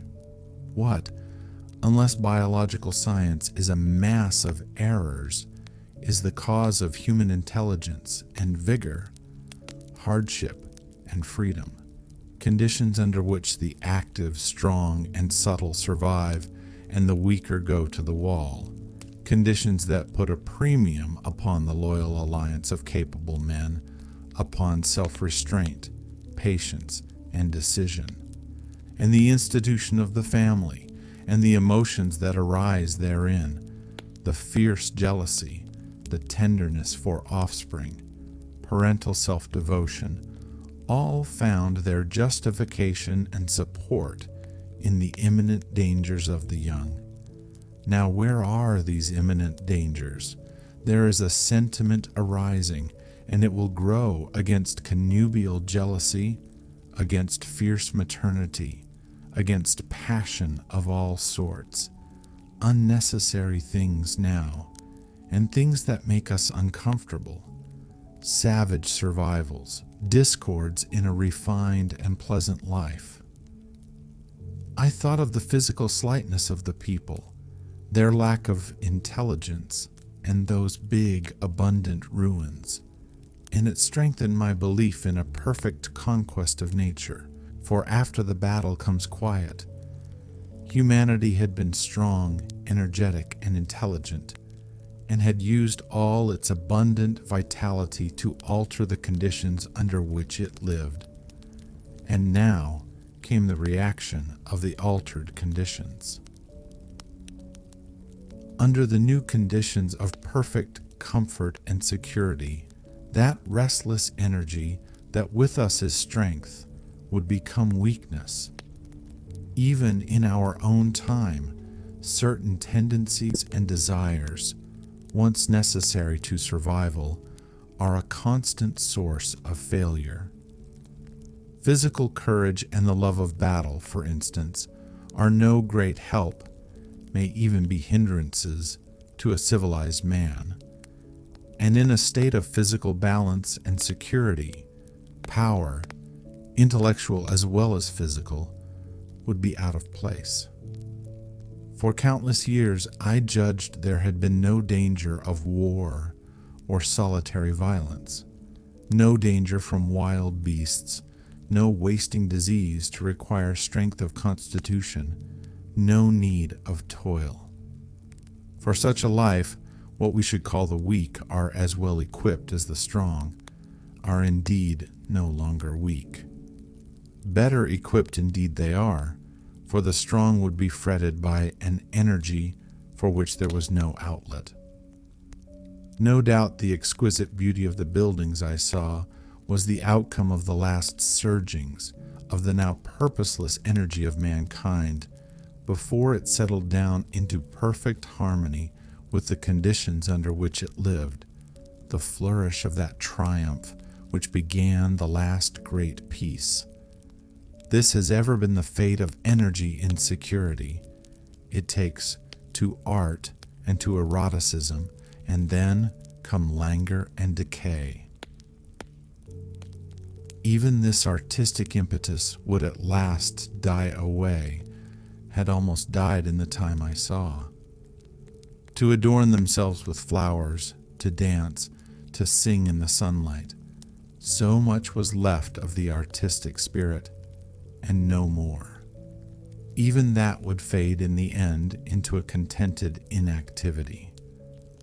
We are kept keen on the grindstone of pain and necessity, and it seemed to me that here was that hateful grindstone broken at last. As I stood there in the gathering dark, I thought that in this simple explanation I had mastered the problem of the world, mastered the whole secret of these delicious people, Possibly the checks they had devised for the increase of population had succeeded too well, and their numbers had rather diminished than kept stationary. That would account for the abandoned ruins. Very simple was my explanation, and plausible enough, as most wrong theories are. A sudden shock. As I stood there musing over this too perfect triumph of man, the full moon, yellow and gibbous, came up out of an overflow of silver light in the northeast. The bright little figures ceased to move about below. A noiseless owl flitted by, and I shivered with the chill of the night. I determined to descend and find where I could sleep. I looked for the building I knew. Then my eye traveled along to the figure of the white sphinx upon the pedestal of bronze, growing distinct as the light of the rising moon grew brighter. I could see the silver birch against it. There was the tangle of rhododendron bushes, black in the pale light, and there was the little lawn. I looked at the lawn again. A queer doubt chilled my complacency. No, said I stoutly to myself, that was not the lawn. But it was the lawn, for the white leprous face of the Sphinx was towards it. Can you imagine what I felt as this conviction came home to me? But you cannot. The time machine was gone. At once, like a lash across the face, came the possibility of losing my own age, of being left helpless in this strange new world. The bare thought of it was an actual physical sensation. I could feel it grip me at the throat and stop my breathing. In another moment, I was in a passion of fear and running with great leaping strides down the slope. Once I fell headlong and cut my face. I lost no time in stanching the blood, but jumped up and ran on, with a warm trickle down my cheek and chin. All the time I ran, I was saying to myself, "They have moved it a little, pushed it under the bushes out of the way." Nevertheless, I ran with all my might. All the time, with the certainty that sometimes comes with excessive dread, I knew that such assurance was folly, knew instinctively that the machine was removed out of my reach. My breath came with pain. I suppose I covered the whole distance from the hill crest to the little lawn, 2 miles perhaps, in 10 minutes. And I am not a young man. I cursed aloud as I ran, at my confident folly in leaving the machine, wasting good breath thereby. I cried aloud, and none answered. Not a creature seemed to be stirring in that moonlit world. When I reached the lawn, my worst fears were realized. Not a trace of the thing was to be seen. I felt faint and cold when I faced the empty space among the black tangle of bushes. I ran round it furiously, as if the thing might be hidden in a corner, and then stopped abruptly, with my hands clutching my hair. Above me towered the Sphinx, upon the bronze pedestal, white, shining, leprous, in the light of the rising moon. It seemed to smile in mockery of my dismay. I might have consoled myself by imagining the little people had put the mechanism in some shelter for me, had I not felt assured of their physical and intellectual inadequacy. That is what dismayed me, the sense of some hitherto unsuspected power, through whose intervention my invention had vanished. Yet, for one thing I felt assured, unless some other age had produced its exact duplicate, the machine could not have moved in time. The attachment of the levers, I will show you the method later, prevented anyone from tampering with it in that way when they were removed. It had moved and was hid only in space. But then, where could it be? I think I must have had a kind of frenzy. I remember running violently in and out among the moonlit bushes all round the Sphinx and startling some white animal that, in the dim light, I took for a small deer. I remember, too, late that night, beating the bushes with my clenched fist until my knuckles were gashed and bleeding from the broken twigs. Then, sobbing and raving in my anguish of mind, I went down to the great building of stone. The big hall was dark, silent, and deserted. I slipped on the uneven floor and fell over one of the malachite tables, almost breaking my shin. I lit a match and went on past the dusty curtains, of which I have told you. There I found a second great hall covered with cushions, upon which, perhaps, a score or so of the little people were sleeping. I have no doubt they found my second appearance strange enough, coming suddenly out of the quiet darkness with inarticulate noises and the splutter and flare of a match, for they had forgotten about matches. "Where is my time machine?" I began, bawling like an angry child, laying hands upon them and shaking them up together. It must have been very queer to them. Some laughed. Most of them looked sorely frightened. When I saw them standing round me, it came into my head that I was doing as foolish a thing as it was possible for me to do under the circumstances, in trying to revive the sensation of fear. For, reasoning from their daylight behavior, I thought that fear must be forgotten. Sans. Abruptly, I dashed down the match, and knocking one of the people over in my course, went blundering across the big dining hall again, out under the moonlight. I heard cries of terror and their little feet running and stumbling this way and that. I do not remember all I did as the moon crept up the sky. I suppose it was the unexpected nature of my loss that maddened me. I felt hopelessly cut off from my own kind, a strange animal in an unknown world. I must have raved to and fro, screaming and crying upon God and fate. I have a memory of horrible fatigue, as the long night of despair wore away, of looking in this impossible place and that, of groping among moonlit ruins and touching strange creatures in the black shadows. At last, of lying on the ground near the Sphinx and weeping with absolute wretchedness, even anger at the folly of leaving the machine having leaked away with my strength. I had nothing left but misery. Then I slept, and when I woke again it was full day, and a couple of sparrows were hopping around me on the turf within reach of my arm. I sat up in the freshness of the morning, trying to remember how I had got there, and why I had such a profound sense of desertion and despair. Then things came clear in my mind. With the plain, reasonable daylight, I could look my circumstances fairly in the face. I saw the wild folly of my frenzy overnight, and I could reason with myself. "Suppose the worst," I said. "Suppose the machine altogether lost, perhaps destroyed. It behooves me to be calm and patient, to learn the way of the people, to get a clear idea of the method of my loss and the means of getting materials and tools, so that in the end, perhaps, I may make another.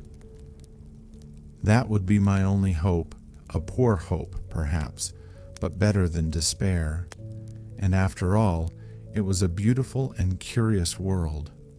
But probably the machine had only been taken away. Still, I must be calm and patient, find its hiding place, and recover it by force or cunning."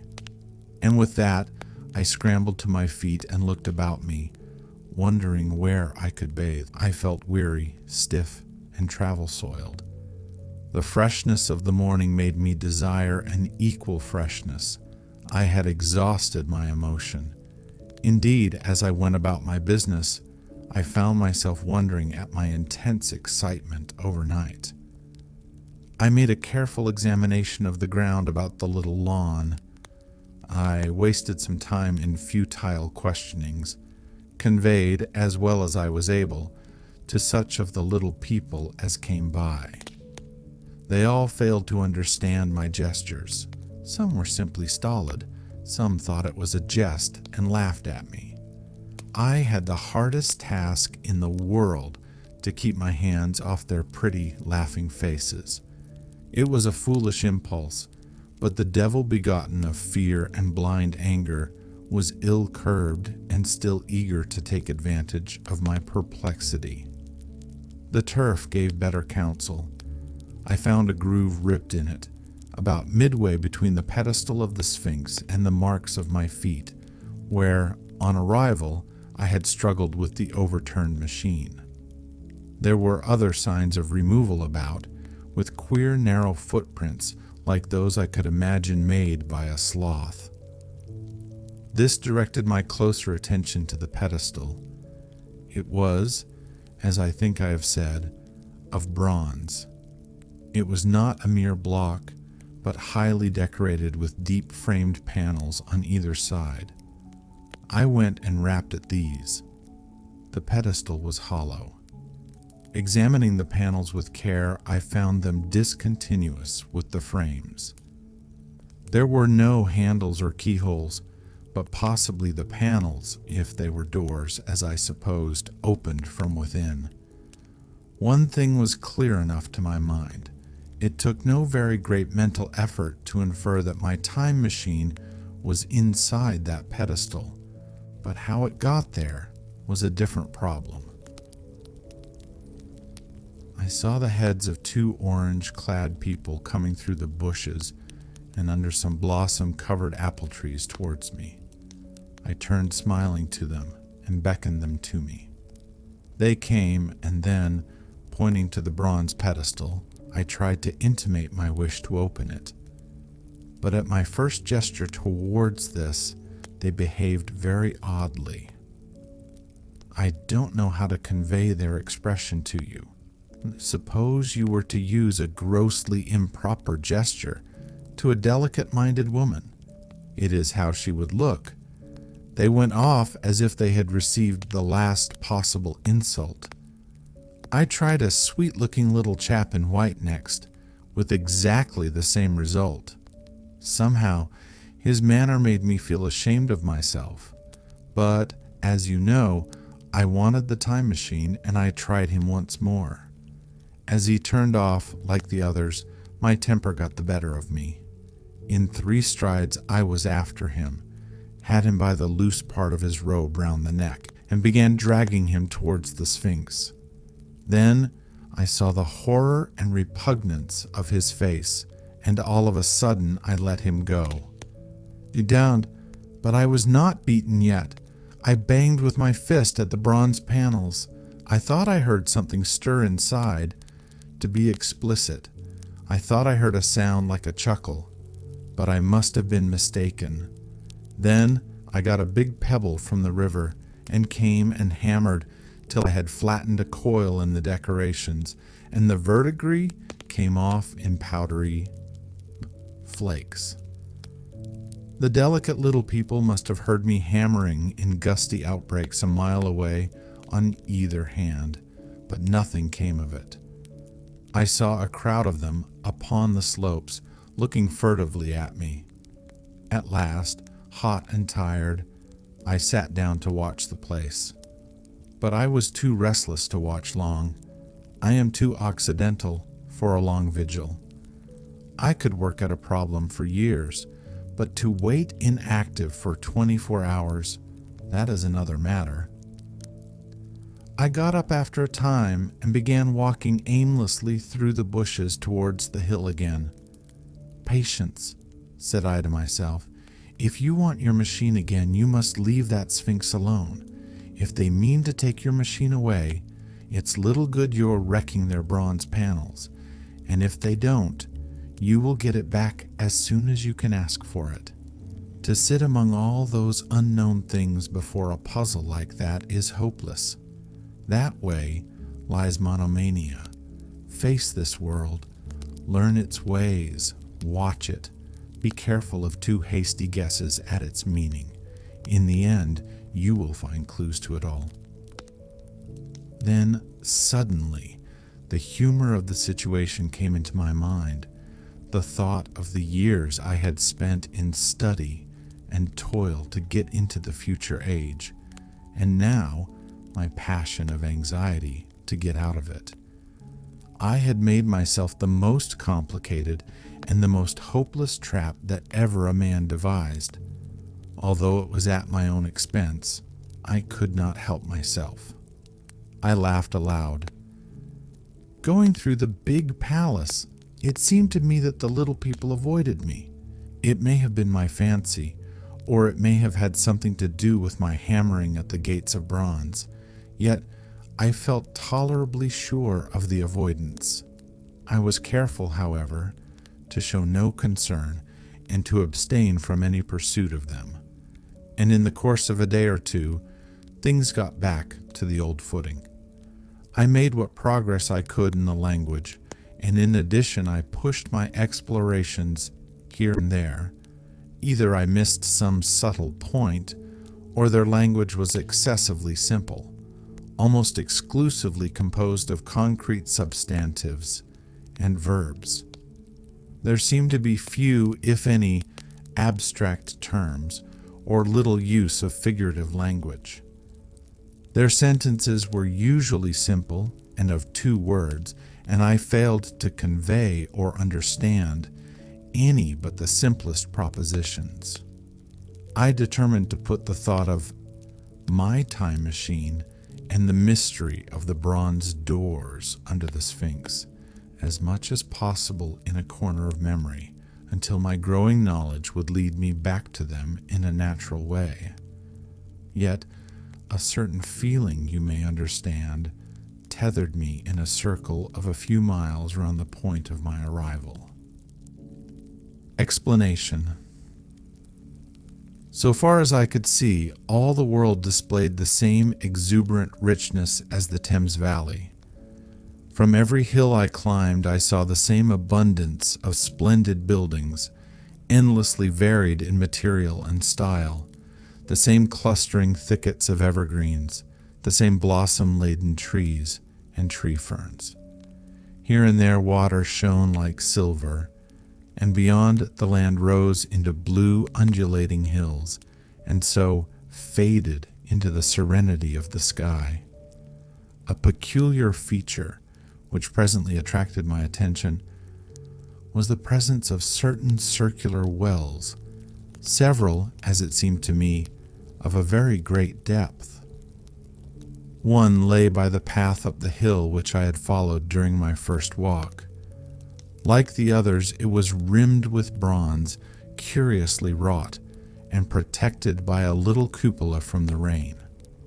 Sitting by the side of these wells and peering down into the shafted darkness, I could see no gleam of water, nor could I start any reflection with a lighted match. But in all of them, I heard a certain sound, a thud, thud, thud, like the beating of some big engine, and I discovered from the flaring of my matches that a steady current of air set down the shafts. Further, I threw a scrap of paper into the throat of one, and instead of fluttering slowly down, it was at once sucked swiftly out of sight. After a time, too, I came to connect these wells with tall towers standing here and there upon the slopes, for above them there was often just such a flicker in the air as one sees on a hot day above a sun-scorched beach. Putting things together, I reached a strong suggestion of an extensive system of subterranean ventilation, whose true import it was difficult to imagine. I was at first inclined to associate it with the sanitary apparatus of these people. It was an obvious conclusion, but it was absolutely wrong. And here I must admit that I learnt very little of drains and bells and modes of conveyance and the like conveniences during my time in this real future. In some of these visions of utopias and coming times which I have read, there is a vast amount of detail about building and social arrangements and so forth. But while such details are easy enough to obtain when the whole world is contained in one's imagination, they are altogether inaccessible to a real traveler amid such realities as I found here.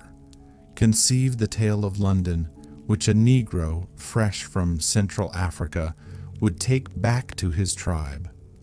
What would he know of railway companies, of social movements, of telephone and telegraph wires, of the parcels delivery company, and postal orders and the like? Yet, we, at least, should be willing enough to explain these things to him. And even of what he knew, how much could he make his untraveled friend either apprehend or believe? Then, think how narrow the gap between a Negro and a white man of our own times, and how wide the interval between myself and these of the Golden Age. I was sensible of much which was unseen and which contributed to my comfort, but save for a general impression of automatic organization, I fear I can convey very little of the difference to your mind. In the matter of sepulture, for instance, I could see no signs of crematoria, nor anything suggestive of tombs, but it occurred to me that, possibly, there might be cemeteries, or crematoria, somewhere beyond the range of my explorings. This again was a question I deliberately put to myself, and my curiosity was at first entirely defeated upon the point. The thing puzzled me, and I was led to make a further remark, which puzzled me still more, that aged and infirm among this people there were none.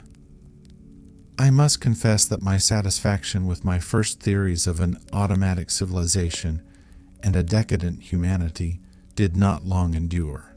Yet I could think of no other. Let me put my difficulties.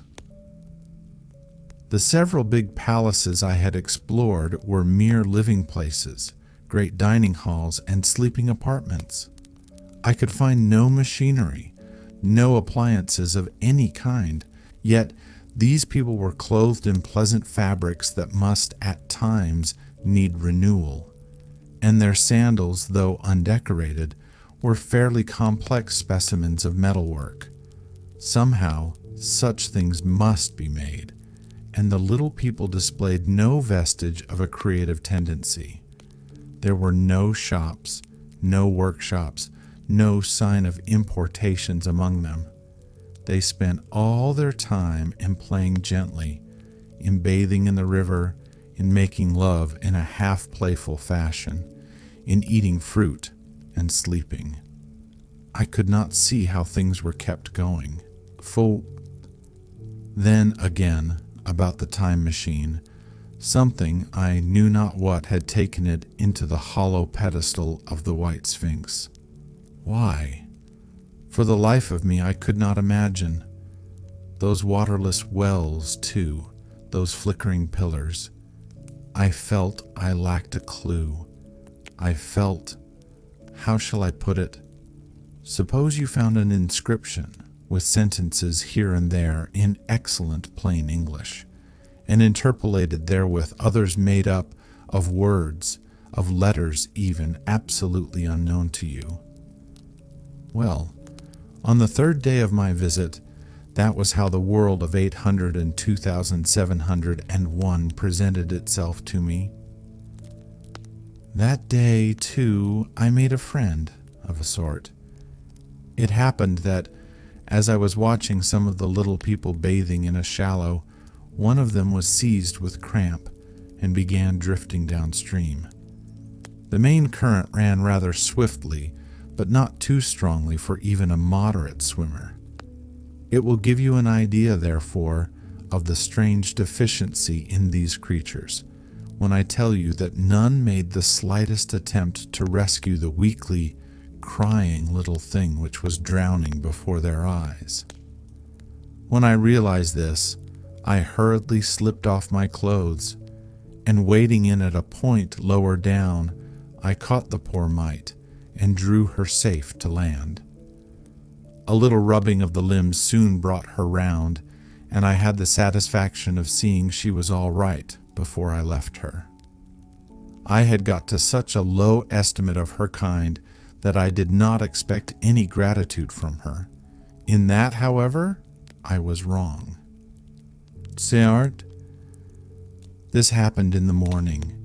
In the afternoon I met my little woman, as I believe it was, as I was returning towards my center from an exploration, and she received me with cries of delight, and presented me with a big garland of flowers, evidently made for me and me alone.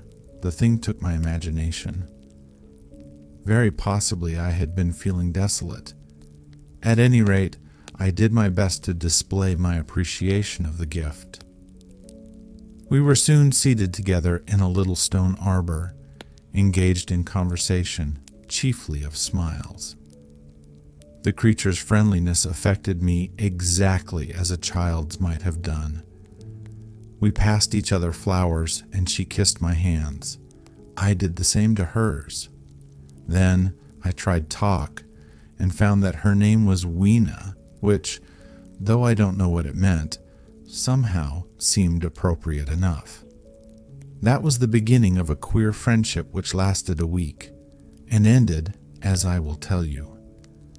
She was exactly like a child. She wanted to be with me always. She tried to follow me everywhere, and on my next journey out and about, it went to my heart to tire her down and leave her at last, exhausted and calling after me rather plaintively. But the problems of the world had to be mastered. I had not, I said to myself, come into the future to carry on a miniature flirtation. Yet her distress when I left her was very great. Her expostulations at the parting were sometimes frantic, and I think altogether I had as much trouble as comfort from her devotion. Nevertheless, she was, somehow, a very great comfort. I thought it was mere childish affection that made her cling to me. Until it was too late, I did not clearly know what I had inflicted upon her when I left her. Nor until it was too late did I clearly understand what she was to me.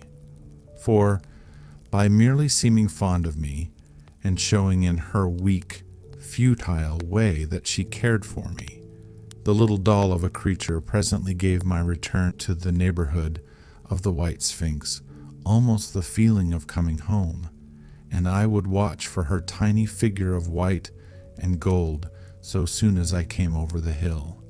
Oh, Brat, it was from her, too, that I learnt that fear had not yet left the world. She was fearless enough in the daylight, and she had the oddest confidence in me. For once, in a foolish moment, I made threatening grimaces at her, and she simply laughed at them. But she dreaded the dark, dreaded shadows, dreaded black things. Darkness to her was the one thing dreadful. It was a singularly passionate emotion, and it set me thinking and observing. I discovered then, among other things, that these little people gathered into the great houses after dark and slept in droves. To enter upon them without a light was to put them into a tumult of apprehension. I never found one out of doors, or one sleeping alone within doors after dark. Yet I was still such a blockhead that I missed the lesson of that fear, and in spite of Weena's distress, I insisted upon sleeping away from these slumbering multitudes. It troubled her greatly, but in the end her odd affection for me triumphed, and for 5 of the nights of our acquaintance, including the last night of all, she slept with her head pillowed on my arm. But my story slips away from me as I speak of her. It must have been the night before her rescue that I was awakened about dawn. I had been restless, dreaming most disagreeably that I was drowned, and that sea anemones were feeling over my face with their soft palps. I woke with a start, and with an odd fancy that some grayish animal had just rushed out of the chamber. I tried to get to sleep again, but I felt restless and uncomfortable. It was that dim gray hour when things are just creeping out of darkness, when everything is colorless and clear-cut, and yet unreal. I got up and went down into the great hall, and so out upon the flagstones in front of the palace. I thought I would make a virtue of necessity and see the sunrise. The moon was setting, and the dying moonlight and the first pallor of dawn were mingled in a ghastly half-light. The bushes were inky black, the ground a somber gray, the sky colorless and cheerless. And up the hill I thought I could see ghosts. 3 several times as I scanned the slope, I saw white figures. Twice I fancied I saw a solitary, white, ape-like creature running rather quickly up the hill, and once near the ruins I saw a leash of them carrying some dark body. They moved hastily. I did not see what became of them. It seemed that they vanished among the bushes. The dawn was still indistinct, you must understand. I was feeling that chill, uncertain, early morning feeling you may have known. I doubted my eyes. As the eastern sky grew brighter and the light of the day came on and its vivid coloring returned upon the world once more, I scanned the view keenly. But I saw no vestige of my white figures. They were mere creatures of the half-light. "They must have been ghosts," I said. "I wonder whence they dated." For a queer notion of Grant Allen's came into my head and amused me.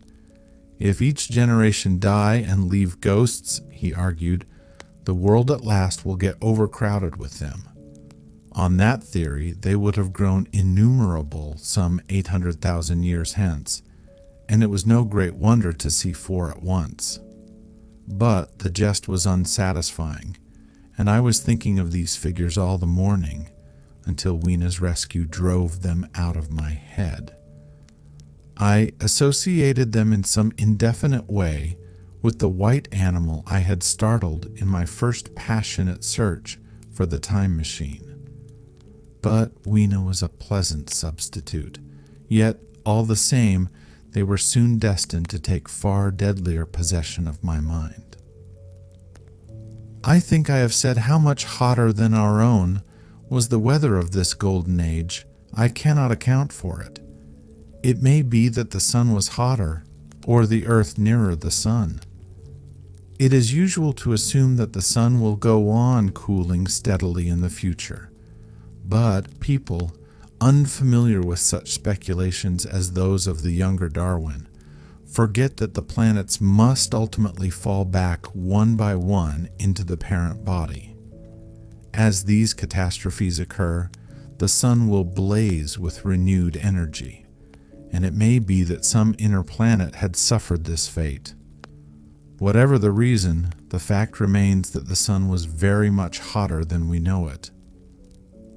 Well, one very hot morning, my 4th, I think, as I was seeking shelter from the heat and glare in a colossal ruin near the great house where I slept and fed, there happened this strange thing.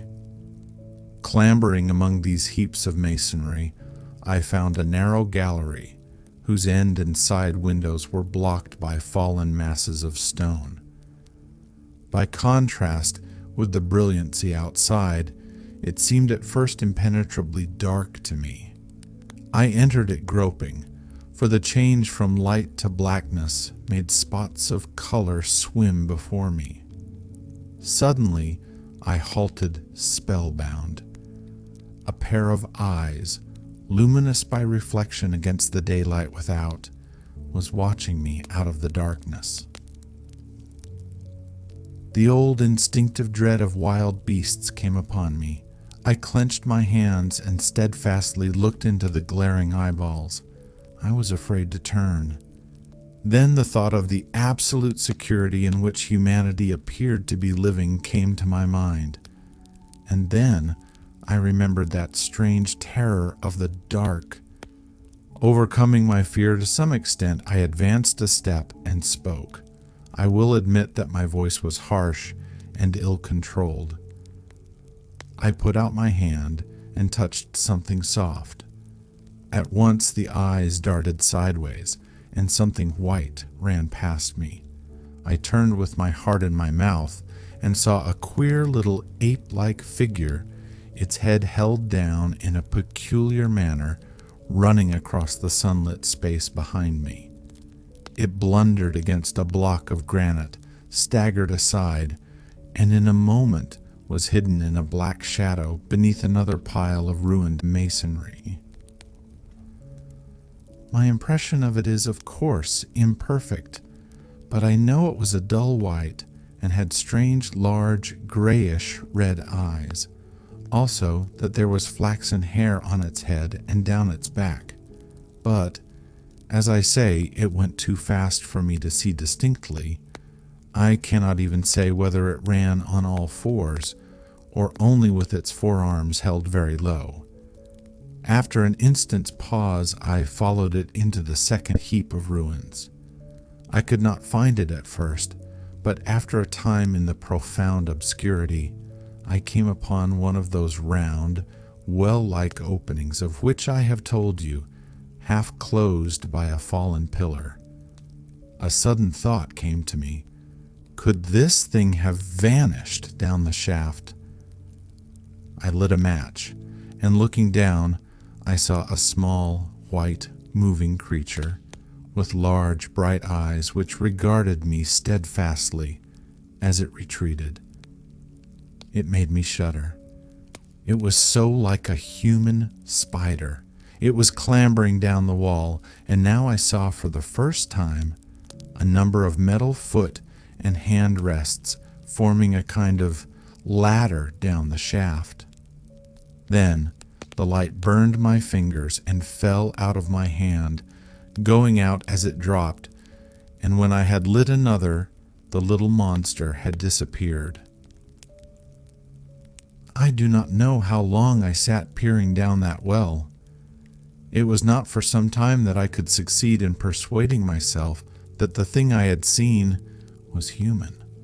But gradually the truth dawned on me, that man had not remained one species, but had differentiated into two distinct animals, that my graceful children of the upper world were not the sole descendants of our generation, but that this bleached, obscene, nocturnal thing, which had flashed before me, was also heir to all the ages.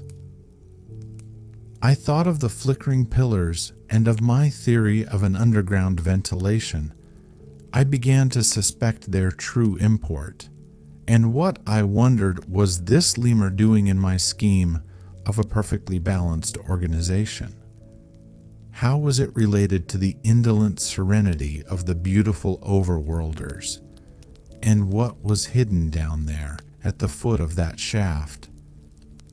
I sat upon the edge of the well, telling myself that, at any rate, there was nothing to fear, and that there I must descend for the solution of my difficulties. And withal, I was absolutely afraid to go.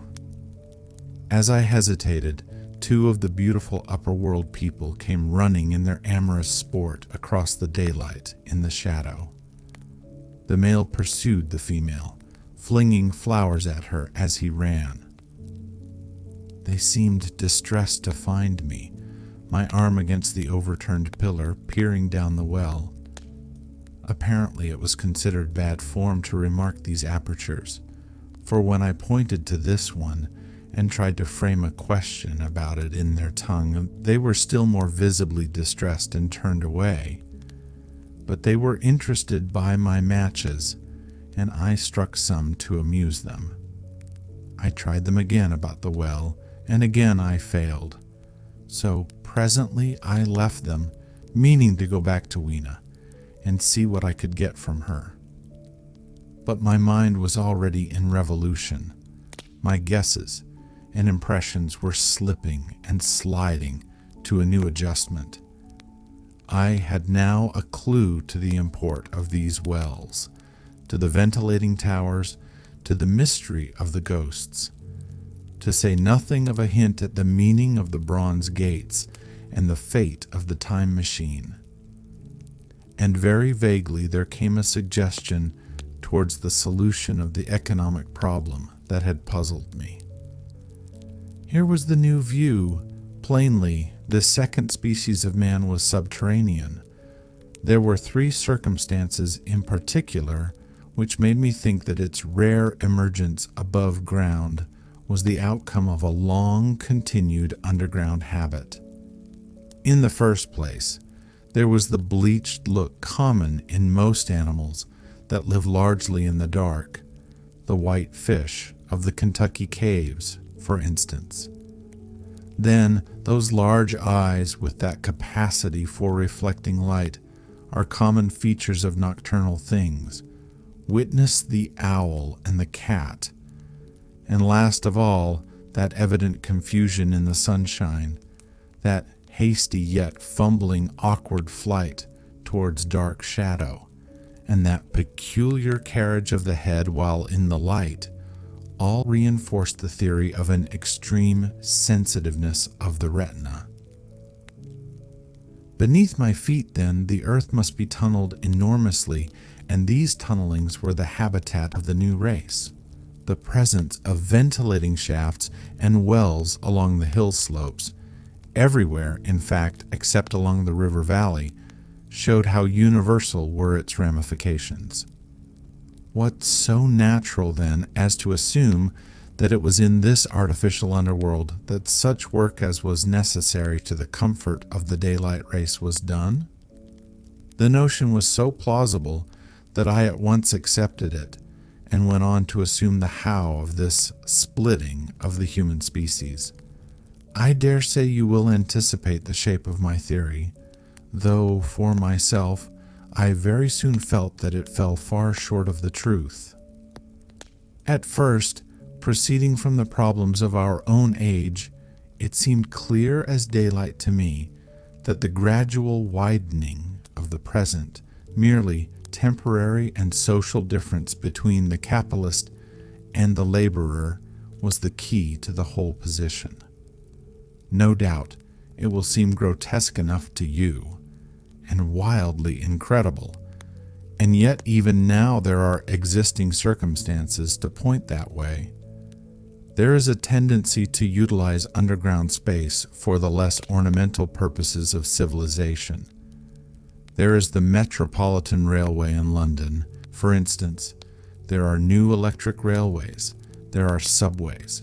There are underground workrooms and restaurants, and they increase and multiply. Evidently, I thought, this tendency had increased till industry had gradually lost its birthright in the sky. I mean that it had gone deeper and deeper into larger and ever larger underground factories, spending a still increasing amount of its time therein, till, in the end, even now does not an East End worker live in such artificial conditions as practically to be cut off from the natural surface of the earth.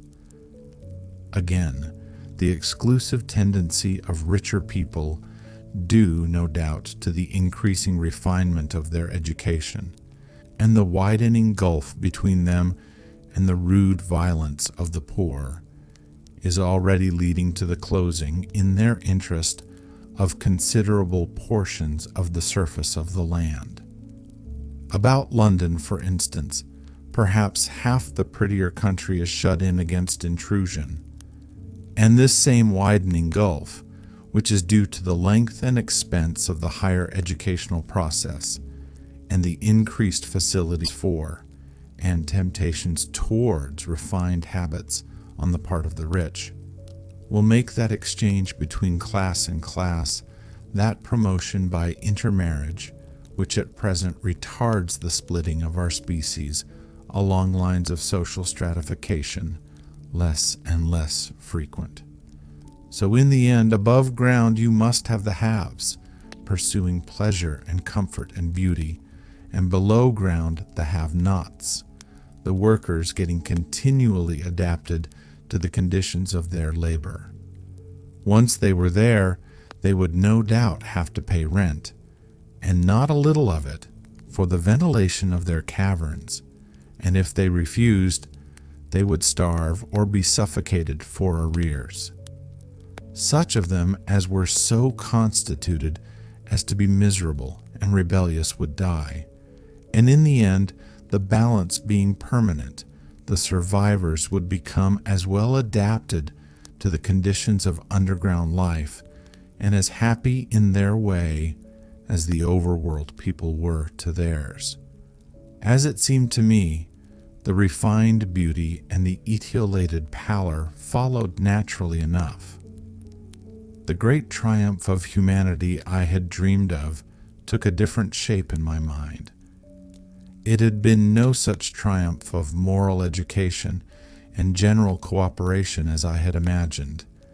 Instead, I saw a real aristocracy, armed with a perfected science and working to a logical conclusion the industrial system of today. Its triumph had not been simply a triumph over nature, but a triumph over nature and the fellow man. This, I must warn you, was my theory at the time. I had no convenient cicerone in the pattern of the utopian books. My explanation may be absolutely wrong.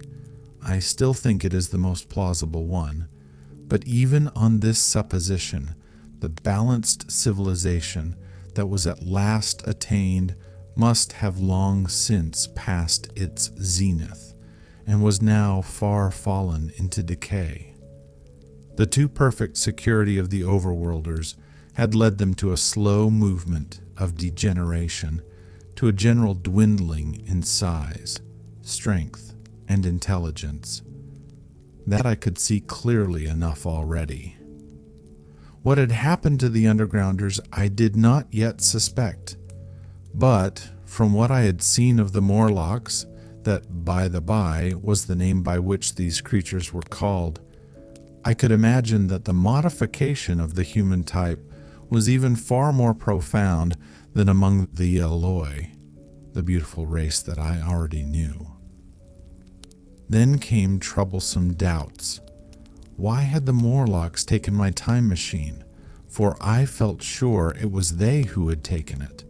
Why, too, if the Eloi were masters, could they not restore the machine to me?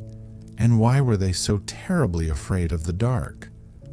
I proceeded, as I have said, to question Weena about this underworld, but here again I was disappointed. At first she would not understand my questions, and presently she refused to answer them.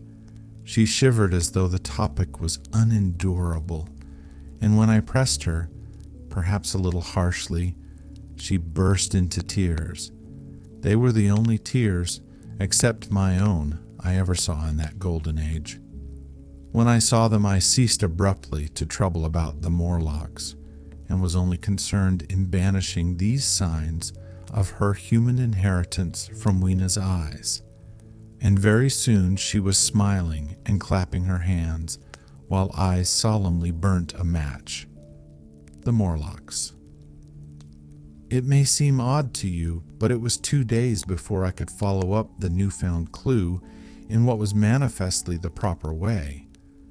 I felt a peculiar shrinking from those pallid bodies.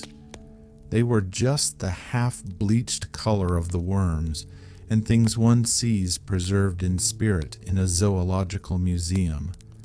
and they were filthily cold to the touch.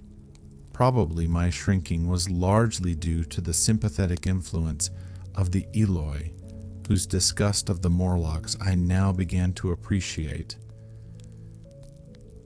The next night I did not sleep well. Probably my health was a little disordered. I was oppressed with perplexity and doubt. Once or twice I had a feeling of intense fear, for which I could perceive no definite reason. I remember creeping noiselessly into the great hall where the little people were sleeping in the moonlight. That night, Weena was among them, and feeling reassured by their presence.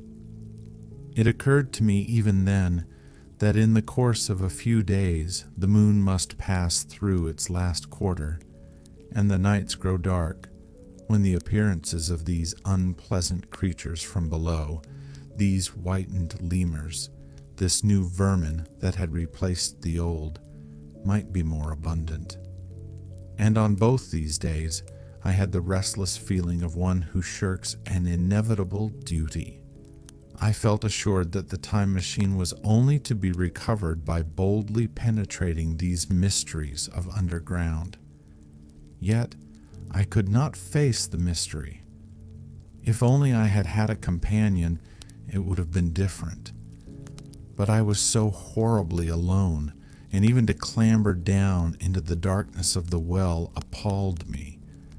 I don't know if you will understand my feeling, but I never felt quite safe at my back. It was this restlessness, this insecurity perhaps, that drove me farther and farther afield in my exploring expeditions. Going to the southwestward towards the rising country that is now called Combe Wood, I observed far off, in the direction of 19th century Banstead, a vast green structure, different in character from any I had hitherto seen. It was larger than the largest of the palaces or ruins I knew, and the facade had an oriental look, the face of it having the luster, as well as the pale green tint, a kind of bluish green of a certain type of Chinese porcelain. This difference in aspect suggested a difference in use, and I was minded to push on and explore. But the day was growing late, and I had come upon the site of the place after a long and tiring circuit, so I resolved to hold over the adventure for the following day, and I returned to the welcome and the caresses of little Weena. But next morning I perceived clearly enough that my curiosity regarding the palace of green porcelain was a piece of self-deception, to enable me to shirk, by another day, an experience I dreaded. I resolved I would make the descent without further waste of time, and started out in the early morning towards a well near the ruins of granite and aluminium. Little Weena ran with me. She danced beside me to the well, but when she saw me lean over the mouth and look downward, she seemed strangely disconcerted. "Goodbye, little Weena," I said, kissing her, and then putting her down, I began to feel over the parapet for the climbing hooks. Rather hastily, I may as well confess, for I feared my courage might leak away. At first, she watched me in amazement. Then she gave a most piteous cry, and running to me, she began to pull at me with her little hands. I think her opposition nerved me rather to proceed. I shook her off, perhaps a little roughly, and in another moment I was in the throat of the well. I saw her agonized face over the parapet and smiled to reassure her. Then I had to look down at the unstable hooks to which I clung. I had to clamber down a shaft of perhaps 200 yards. The descent was effected by means of metallic bars projecting from the sides of the well, and these being adapted to the needs of a creature much smaller and lighter than myself, I was speedily cramped and fatigued by the descent. And not simply fatigued. One of the bars bent suddenly under my weight and almost swung me off into the blackness beneath. For a moment I hung by one hand, and after that experience I did not dare to rest again. Though my arms and back were presently acutely painful, I went on clambering down the sheer descent with as quick a motion as possible. Glancing upward, I saw the aperture, a small blue disk in which a star was visible, while little Weena's head showed as a round black projection. The thudding sound of a machine below grew louder and more oppressive. Everything save that little disk above was profoundly dark, and when I looked up again, Weena had disappeared. I was in an agony of discomfort. I had some thought of trying to go up the shaft again and leave the underworld alone, but even while I turned this over in my mind, I continued to descend. At last, with intense relief, I saw, dimly coming up, a foot to the right of me, a slender loophole in the wall. Swinging myself in, I found it was the aperture of a narrow horizontal tunnel in which I could lie down and rest. It was not too soon. My arms ached, my back was cramped, and I was trembling with the prolonged terror of a fall. Besides this, the unbroken darkness had had a distressing effect upon my eyes. The air was full of the throb and hum of machinery pumping air down the shaft. I do not know how long I lay. I was roused by a soft hand touching my face. Starting up in the darkness, I snatched at my matches, and hastily striking one, I saw 3 stooping white creatures similar to the one I had seen above ground in the ruin, hastily retreating before the light. Living, as they did, in what appeared to me impenetrable darkness, their eyes were abnormally large and sensitive, just as are the pupils of the abysmal fishes, and they reflected the light in the same way. I have no doubt they could see me in that rayless obscurity, and they did not seem to have any fear of me apart from the light. But, so soon as I struck a match in order to see them, they fled incontinently, vanishing into dark gutters and tunnels, from which their eyes glared at me in the strangest fashion. I tried to call to them, but the language they had was apparently different from that of the overworld people, so that I was needs left to my own unaided efforts, and the thought of flight before exploration was even then in my mind. But I said to myself, "You are in for it now," and feeling my way along the tunnel, I found the noise of machinery grow louder. Presently the walls fell away from me, and I came to a large open space, and striking another match, saw that I had entered a vast arched cavern, which stretched into utter darkness beyond the range of my light. The view I had of it was as much as one could see in the burning of a match. Necessarily, my memory is vague. Great shapes, like big machines, rose out of the dimness and cast grotesque black shadows, in which dim spectral Morlocks sheltered from the glare. The place, by the by, was very stuffy and oppressive, and the faint halidus of freshly shed blood was in the air.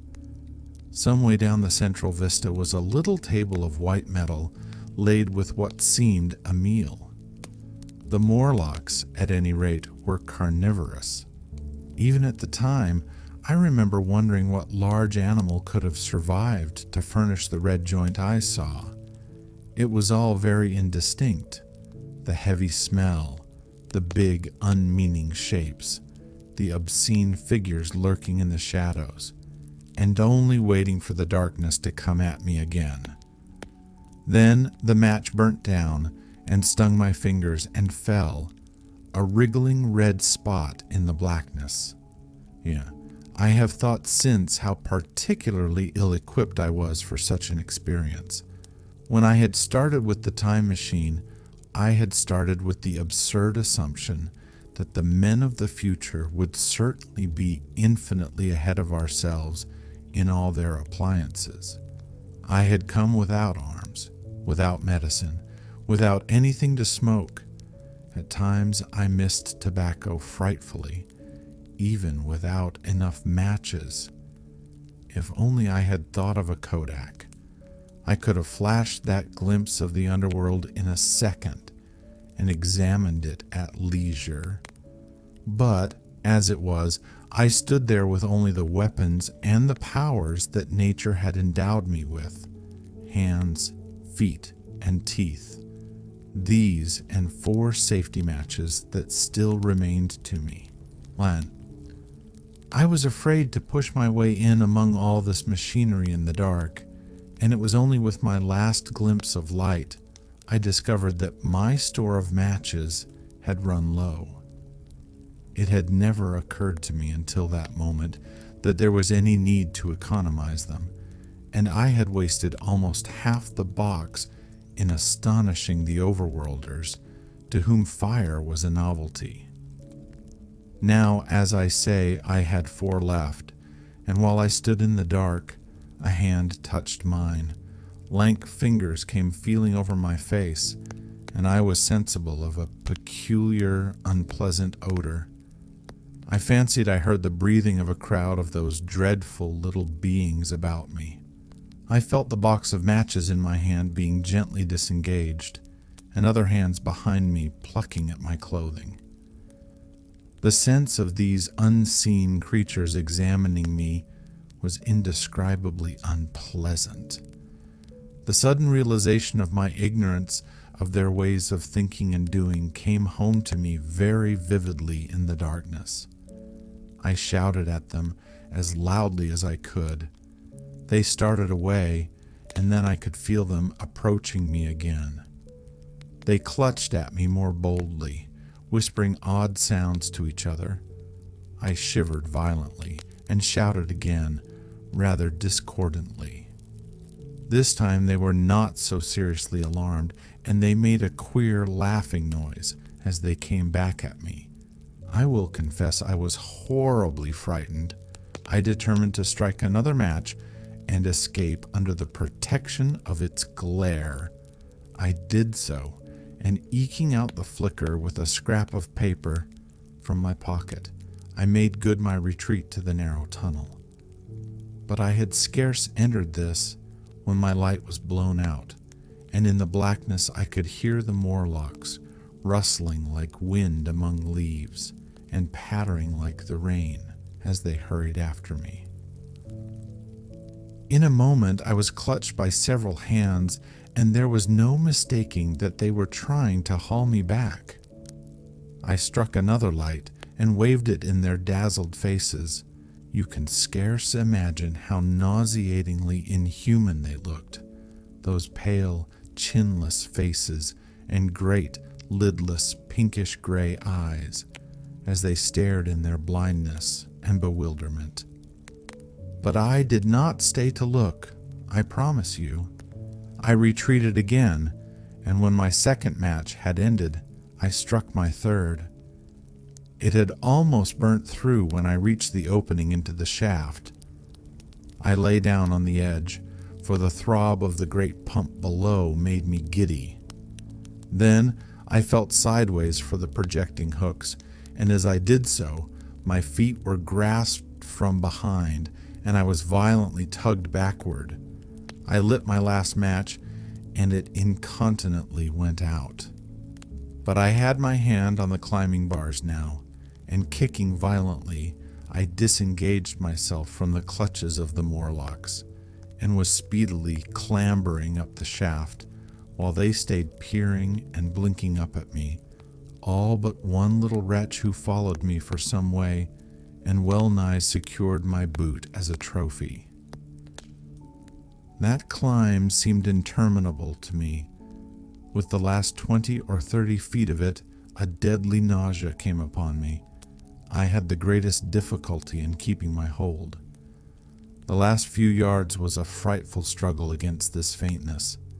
Several times my head swam, and I felt all the sensations of falling. At last, however, I got over the well mouth somehow and staggered out of the ruin into the blinding sunlight. I fell upon my face. Even the soil smelt sweet and clean.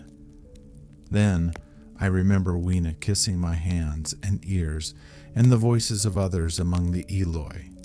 Then, for a time, I was insensible.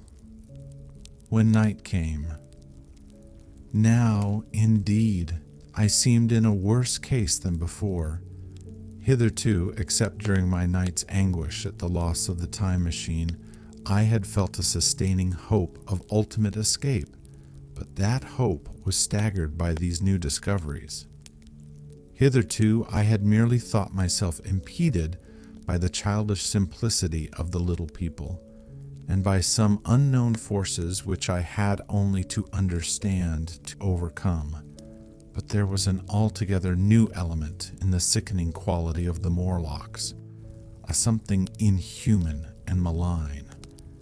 Instinctively I loathed them.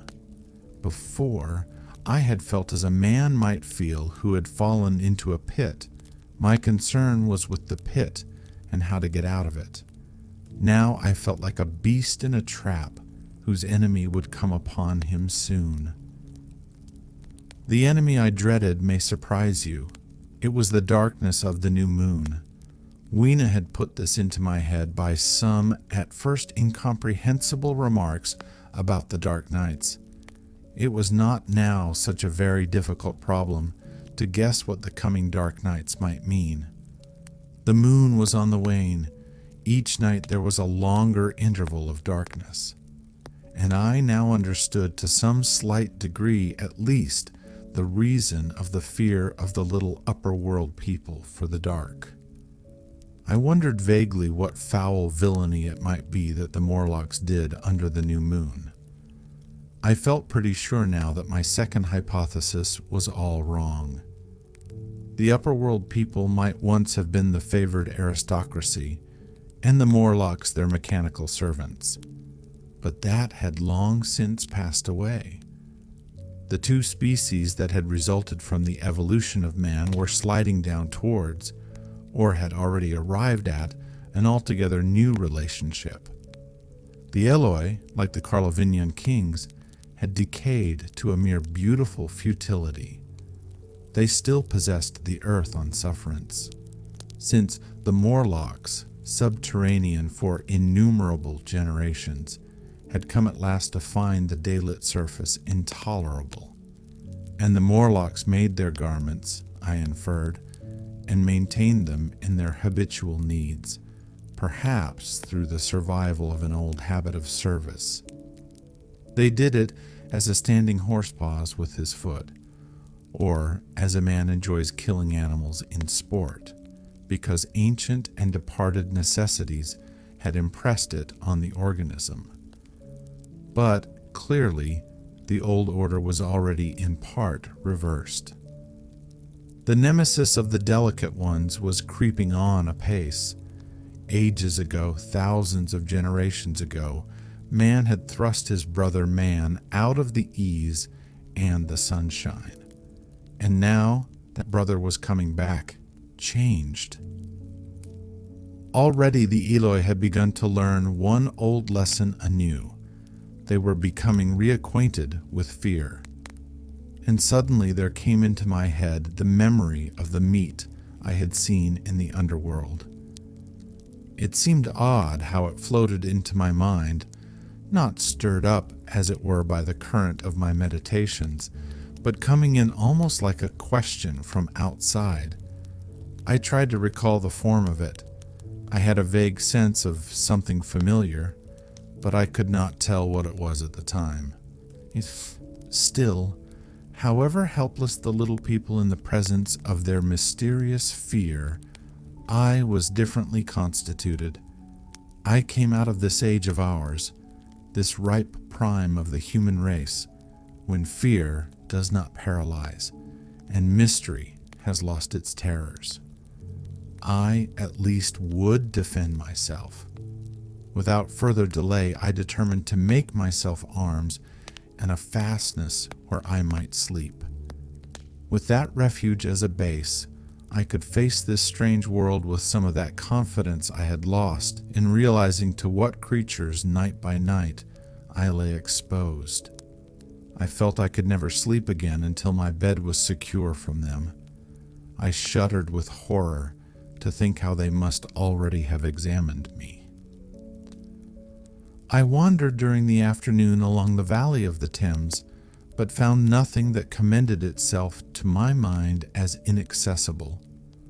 All the buildings and trees seemed easily practicable to such dexterous climbers as the Morlocks, to judge by their wells must be. Then the tall pinnacles of the palace of green porcelain and the polished gleam of its walls came back to my memory. And in the evening, taking Weena like a child upon my shoulder, I went up the hills towards the southwest. The distance I had reckoned was 7 or 8 miles, but it must have been nearer 18. I had first seen the place on a moist afternoon when distances are deceptively diminished. In addition, the heel of one of my shoes was loose, and a nail was working through the sole. They were comfortable old shoes I wore about indoors, so that I was lame. It was already long past sunset when I came in sight of the palace, silhouetted black against the pale yellow of the sky. Nisette. Weena had been hugely delighted when I began to carry her, but after a while she desired me to let her down and ran along by the side of me, occasionally darting off on either hand to pick flowers to stick in my pockets. My pockets had always puzzled Weena, but at the last she had concluded that they were an eccentric kind of vases for floral decoration.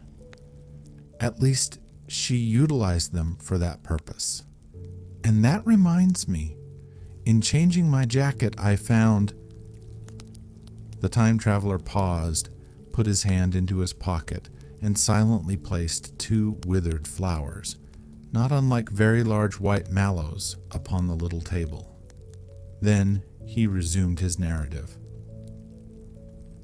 As the hush of evening crept over the world, and we proceeded over the hill crest towards Wimbledon, Weena grew tired and wanted to return to the House of Greystone, but I pointed out the distant pinnacles of the Palace of Green Porcelain to her, and contrived to make her understand that we were seeking a refuge there from her fear.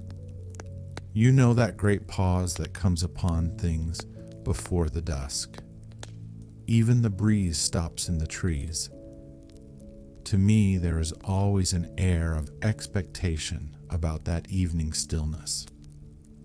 The sky was clear, remote, and empty, save for a few horizontal bars far down in the sunset. Well, that night the expectation took the color of my fears. In that darkling calm, my senses seemed preternaturally sharpened. I fancied I could even feel the hollowness of the ground beneath my feet, could indeed almost see through it the Morlocks on their ant-hill going hither and thither and waiting for the dark. In my excitement, I fancied that they would receive my invasion of their burrows as a declaration of war, and why had they taken my time machine? So we went on in the quiet, and the twilight deepened into night. The clear blue of the distance faded, and one star after another came out. The ground grew dim and the trees black. Weena's fears and her fatigue grew upon her. I took her in my arms and talked to her and caressed her. Then, as the darkness grew deeper, she put her arms round my neck and, closing her eyes, tightly pressed her face against my shoulder. So we went down a long slope into a valley, and there in the dimness I almost walked into a little river. This I waded and went up the opposite side of the valley, past a number of sleeping houses, and by a statue, a faun or some such figure minus the head. Here too were acacias. So far I had seen nothing of the Morlocks, but it was yet early in the night, and the darker hours before the old moon rose were still to come. The Denwani. From the brow of the next hill I saw a thick wood spreading wide and black before me. I hesitated at this. I could see no end to it, either to the right or the left. Feeling tired, my feet in particular were very sore. I carefully lowered Weena from my shoulder as I halted, and sat down upon the turf. I could no longer see the palace of green porcelain, and I was in doubt of my direction. I looked into the thickness of the wood and thought of what it might hide. Under that dense tangle of branches, one would be out of sight of the stars, even were there no other lurking danger. A danger I did not care to let my imagination loose upon. There would still be all the roots to stumble over and the tree boles to strike against. I was very tired, too, after the excitements of the day, so I decided that I would not face it, but would pass the night upon the open hill. Weena, I was glad to find, was fast asleep. I carefully wrapped her in my jacket and sat down beside her to wait for the moonrise. The hillside was quiet and deserted, but from the black of the wood there came now and then a stir of living things. Above me shone the stars, for the night was very clear. I felt a certain sense of friendly comfort in their twinkling. All the old constellations had gone from the sky, however. That slow movement, which is imperceptible in 100 human lifetimes, had long since rearranged them in unfamiliar groupings. But the Milky Way, it seemed to me, was still the same tattered streamer of stardust as of yore. Southward, as I judged it, was a very bright red star that was new to me. It was even more splendid than our own green Sirius. And amid all these scintillating points of light, one bright planet shone kindly and steadily like the face of an old friend. Looking at these stars suddenly dwarfed my own troubles and all the gravities of terrestrial life. I thought of their unfathomable distance and the slow, inevitable drift of their movements out of the unknown past into the unknown future. I thought of the great precessional cycle that the pole of the earth describes. Only 40 times had that silent revolution occurred during all the years that I had traversed. And during these few revolutions, all the activity, all the traditions, the complex organizations, the nations, languages, literatures, aspirations, even the mere memory of man as I knew him, had been swept out of existence. Instead were these frail creatures who had forgotten their high ancestry and the white things of which I went in terror. Then I thought of the great fear that was between the two species, and for the first time, with a sudden shiver, came the clear knowledge of what the meat I had seen might be. Yet it was too horrible. I looked at little Weena sleeping beside me, her face white and star-like under the stars, and forthwith dismissed the thought. Through that long night, I held my mind off the Morlocks as well as I could, and whiled away the time by trying to fancy I could find signs of the old constellations in the new confusion. The sky kept very clear, except for a hazy cloud or so. No doubt I dozed at times. Then, as my vigil wore on, came a faintness in the eastward sky, like the reflection of some colorless fire, and the old moon rose, thin and peaked and white. and close behind and overtaking it, and overflowing it, the dawn came, pale at first, and then growing pink and warm. No Morlocks had approached us. Indeed, I had seen none upon the hill that night, and in the confidence of renewed day it almost seemed to me that my fear had been unreasonable. I stood up and found my foot with the loose heel swollen at the ankle and painful under the heel, so I sat down again and took off my shoes and flung them away. I awakened Weena, and we went down into the wood, now green and pleasant, instead of black and forbidding. We found some fruit wherewith to break our fast.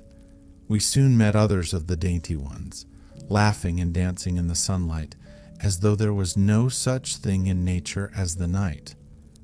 And then I thought once more of the meat that I had seen. I felt assured now of what it was, and from the bottom of my heart I pitied this last feeble rill from the great flood of humanity.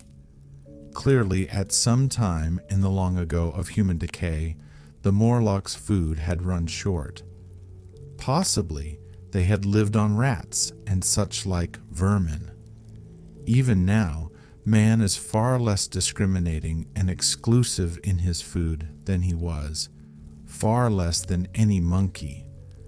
His prejudice against human flesh is no deep-seated instinct, and so these inhuman sons of men, see, I tried to look at the thing in a scientific spirit.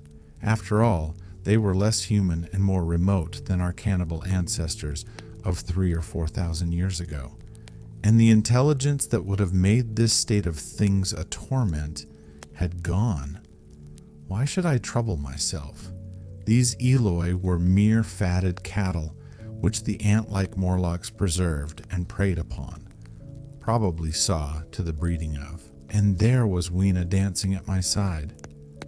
Then I tried to preserve myself from the horror that was coming upon me by regarding it as a rigorous punishment of human selfishness. Man had been content to live in ease and delight upon the labors of his fellow man, had taken necessity as his watchword and excuse, and in the fullness of time necessity had come home to him. I even tried a Carlyle-like scorn of this wretched aristocracy in decay, but this attitude of mind was impossible. However great their intellectual degradation, the Eloi had kept too much of the human form not to claim my sympathy, and to make me perforce a sharer in their degradation and their fear. I had at that time very vague ideas as to the course I should pursue. My first was to secure some safe place of refuge, and to make myself such arms of metal or stone as I could contrive. That necessity was immediate. In the next place, I hoped to procure some means of fire, so that I should have the weapon of a torch at hand, for nothing, I knew, would be more efficient against these Morlocks. Then I wanted to arrange some contrivance to break open the doors of bronze under the White Sphinx. I had in mind a battering ram. I had a persuasion that if I could enter those doors and carry a blaze of light before me, I should discover the time machine and escape. I could not imagine the Morlocks were strong enough to move it far away. Weena I had resolved to bring with me to our own time, and turning such schemes over in my mind, I pursued our way towards the building which my fancy had chosen as our dwelling, the Palace of Green Porcelain. I found the Palace of Green Porcelain, when we approached it about noon, deserted and falling into ruin. Only ragged vestiges of glass remained in its windows, and great sheets of the green facing had fallen away from the corroded metallic framework. It lay very high upon a turfy down, and looking northeastward before I entered it, I was surprised to see a large estuary or even creek, where I judged Wandsworth and Battersea must once have been. I thought then, though I never followed up the thought, of what might have happened or might be happening to the living things in the sea. The material of the palace proved on examination to be indeed porcelain, and along the face of it I saw an inscription in some unknown character. I thought rather foolishly that Weena might help me to interpret this, but I only learnt that the bare idea of writing had never entered her head. She always seemed to me, I fancy, more human than she was, perhaps because her affection was so human. Within the big valves of the door, which were open and broken, we found, instead of the customary hall, a long gallery lit by many side windows. At the first glance I was reminded of a museum. The tiled floor was thick with dust, and a remarkable array of miscellaneous objects was shrouded in their same gray covering. Then I perceived, standing strange and gaunt in the center of the hall, what was clearly the lower part of a huge skeleton. I recognized by the oblique feet that it was some extinct creature after the fashion of the megatherium. The skull and the upper bones lay beside it in the thick dust, and in one place, where rainwater had dropped through a leak in the roof, the thing itself had been worn away. Further in the gallery was the huge skeleton barrel of a brontosaurus. My museum hypothesis was confirmed.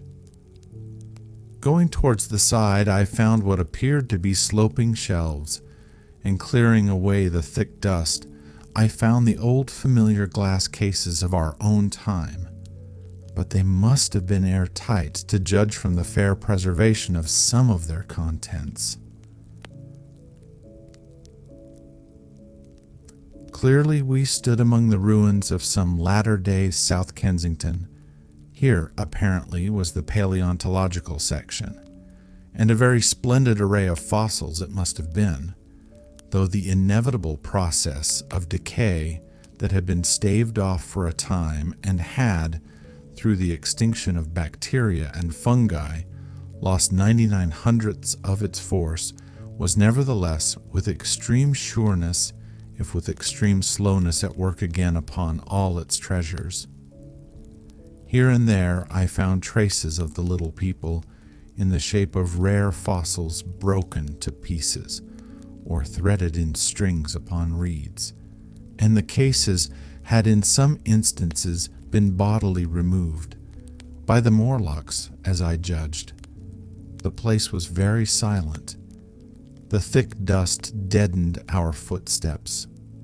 Weena, who had been rolling a sea urchin down the sloping glass of a case, presently came as I stared about me, and very quietly took my hand and stood beside me.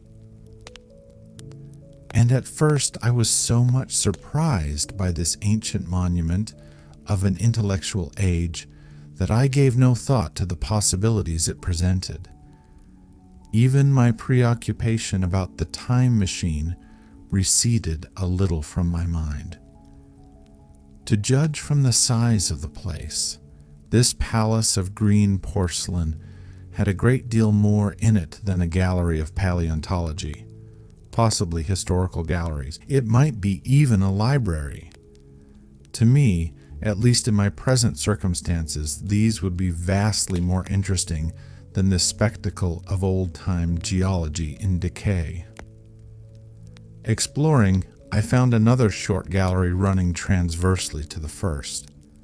This appeared to be devoted to minerals, and the sight of a block of sulfur set my mind running on gunpowder, but I could find no saltpeter, indeed no nitrates of any kind.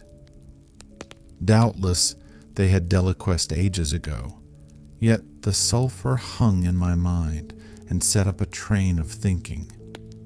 As for the rest of the contents of that gallery, though on the whole they were the best preserved of all I saw, I had little interest.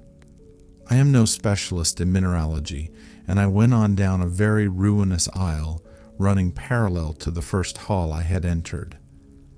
Apparently, this section had been devoted to natural history, but everything had long since passed out of recognition.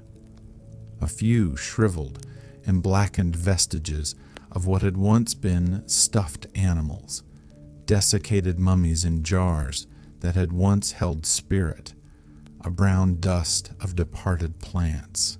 That was all. I was sorry for that, because I should have been glad to trace the patient readjustments by which the conquest of animated nature had been attained. Then we came to a gallery of simply colossal proportions, but singularly ill-lit, the floor of it running downward at a slight angle from the end at which I entered. At intervals, white globes hung from the ceiling, many of them cracked and smashed, which suggested that originally the place had been artificially lit. Here I was more in my element, for rising on either side of me were the huge bulks of big machines, all greatly corroded and many broken down, but some still fairly complete. You know, I have a certain weakness for mechanism, and I was inclined to linger among these, the more so as for the most part they had the interest of puzzles, and I could make only the vaguest guesses at what they were for. I fancied that if I could solve their puzzles, I should find myself in possession of powers that might be of use against the Morlocks.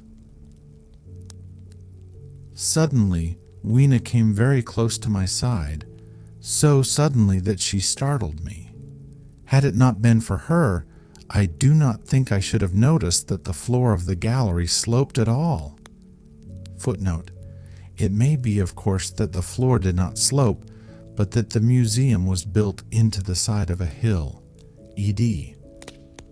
The end I had come in at was quite above ground, and was lit by rare slit-like windows. As you went down the length, the ground came up against these windows until at last there was a pit, like the area of a London house before each, and only a narrow line of daylight at the top. I went slowly along, puzzling about the machines, and had been too intent upon them to notice the gradual diminution of light, until Weena's increasing apprehensions drew my attention. Then I saw that the gallery ran down at last into a thick darkness. I hesitated, and then, as I looked round me, I saw that the dust was less abundant and its surface less even. Further away towards the dimness, it appeared to be broken by a number of small, narrow footprints. My sense of the immediate presence of the Morlocks revived at that. I felt that I was wasting my time in the academic examination of machinery. I called to mind that it was already far advanced in the afternoon, and that I had still no weapon, no refuge, and no means of making a fire. And then, down in the remote blackness of the gallery, I heard a peculiar pattering and the same odd noises I had heard down the well. I took Weena's hand. Then, struck with a sudden idea, I left her and turned to a machine from which projected a lever not unlike those in a signal box. Clambering upon the stand and grasping this lever in my hands, I put all my weight upon it sideways. Suddenly, Weena, deserted in the central aisle, began to whimper. I had judged the strength of the lever pretty correctly, for it snapped after a minute's strain, and I rejoined her with a mace in my hand, more than sufficient, I judged, for any Morlock skull I might encounter, and I longed very much to kill a Morlock or so. Very inhuman, you may think, to want to go killing one's own descendants. But it was impossible, somehow, to feel any humanity in the things. Only my disinclination to leave Weena and a persuasion that if I began to slake my thirst for murder, my time machine might suffer, restrained me from going straight down the gallery and killing the brutes I heard. Well, mace in one hand and Weena in the other, I went out of that gallery and into another and still larger one, which at the first glance reminded me of a military chapel hung with tattered flags. The brown and charred rags that hung from the sides of it I presently recognized as decaying vestiges of books. They had long since dropped to pieces, and every semblance of print had left them. But here and there were warped boards and cracked metallic clasps that told the tale well enough. Had I been a literary man, I might, perhaps, have moralized upon the futility of all ambition. But as it was, the thing that struck me with keenest force was the enormous waste of labor to which this somber wilderness of rotting paper testified. At the time, I will confess that I thought chiefly of the Philosophical Transactions and my own 17 papers upon physical optics.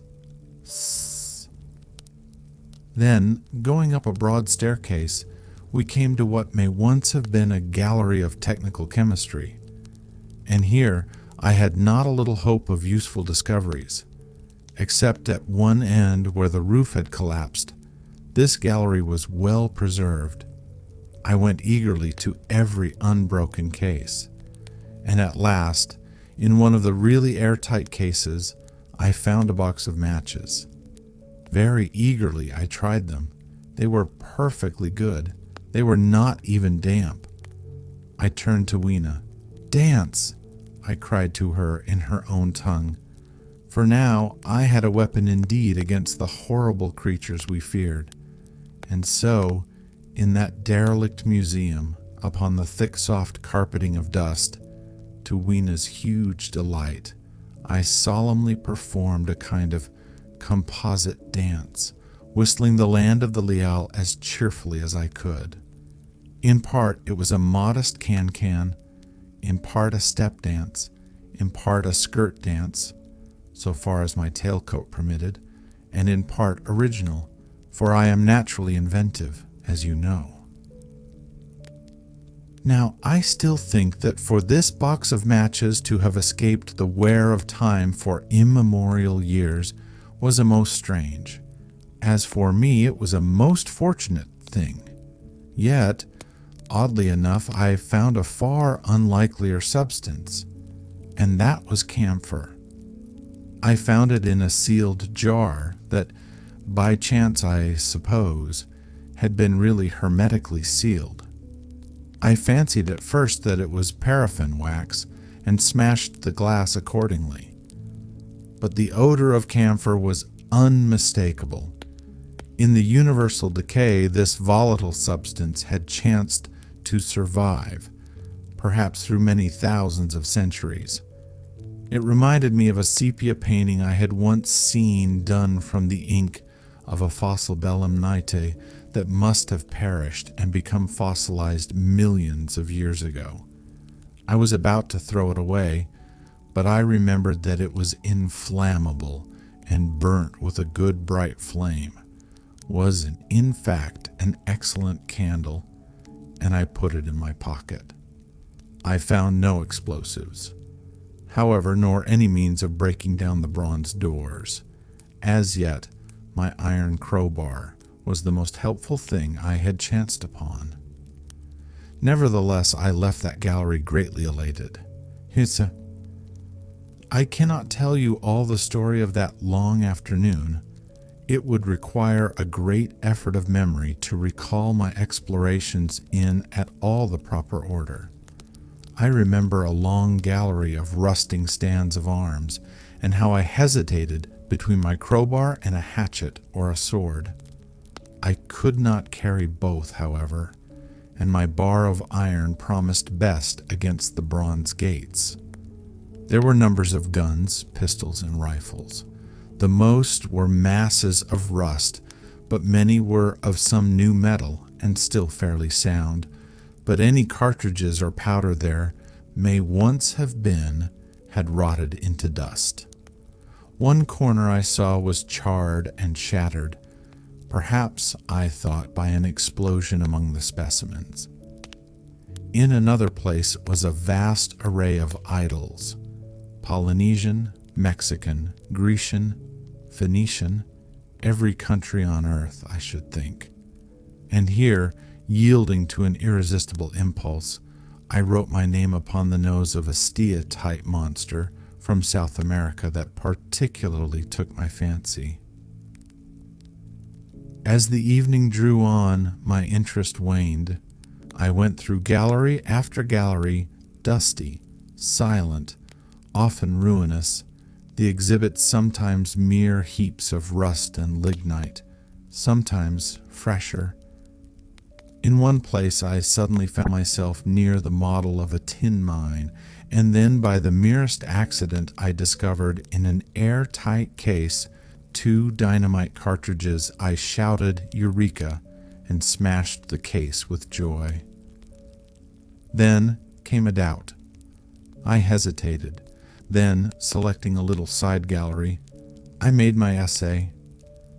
I never felt such a disappointment as I did in waiting 5, 10, 15 minutes for an explosion that never came.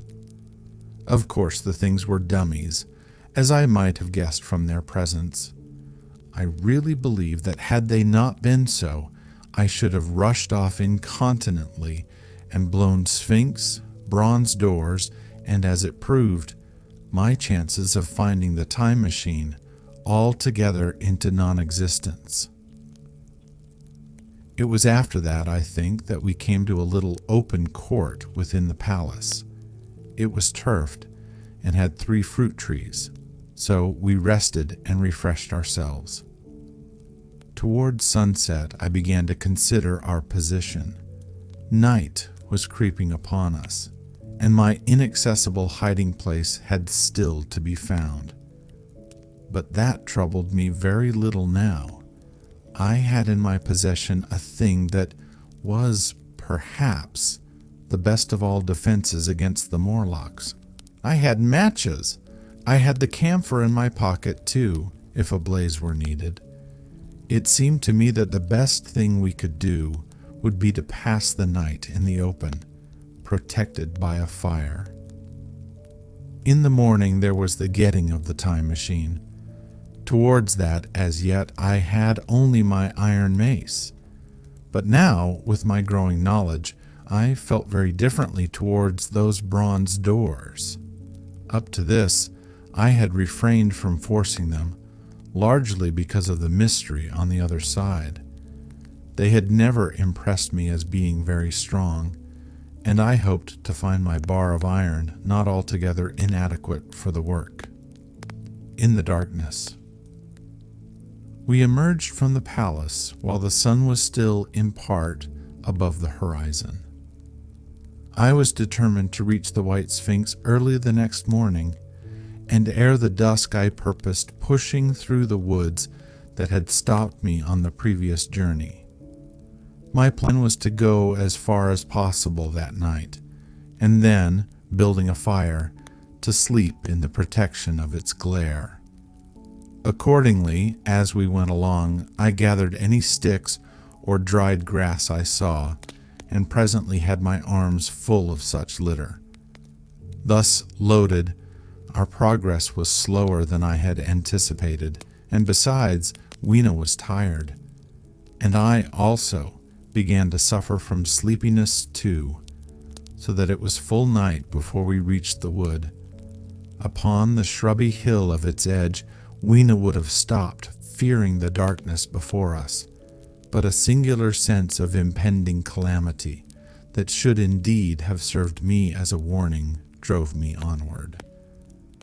I had been without sleep for a night and 2 days, and I was feverish and irritable. I felt sleep coming upon me, and the Morlocks with it. While we hesitated among the black bushes behind us, and dim against their blackness, I saw 3 crouching figures. There was scrub and long grass all about us, and I did not feel safe from their insidious approach. The forest, I calculated, was rather less than a mile across. If we could get through it to the bare hillside, there, as it seemed to me, was an altogether safer resting place. I thought that with my matches and my camphor I could contrive to keep my path illuminated through the woods. Yet it was evident that if I was to flourish matches with my hands, I should have to abandon my firewood. So, rather reluctantly, I put it down. And then it came into my head that I would amaze our friends behind by lighting it. I was to discover the atrocious folly of this proceeding, but it came to my mind as an ingenious move for covering our retreat. I don't know if you have ever thought what a rare thing flame must be in the absence of man and in a temperate climate. The sun's heat is rarely strong enough to burn, even when it is focused by dewdrops, as is sometimes the case in more tropical districts. Lightning may blast and blacken, but it rarely gives rise to widespread fire. Decaying vegetation may occasionally smolder with the heat of its fermentation, but this rarely results in flame. In this decadence, too, the art of fire-making had been forgotten on the earth. The red tongues that went licking up my heap of wood were an altogether new and strange thing to Weena. She wanted to run to it and play with it. I believe she would have cast herself into it had I not restrained her, but I caught her up, and in spite of her struggles plunged boldly before me into the wood. For a little way the glare of my fire lit the path. Looking back presently, I could see, through the crowded stems, that from my heap of sticks the blaze had spread to some bushes adjacent, and a curved line of fire was creeping up the grass of the hill. I laughed at that, and turned again to the dark trees before me.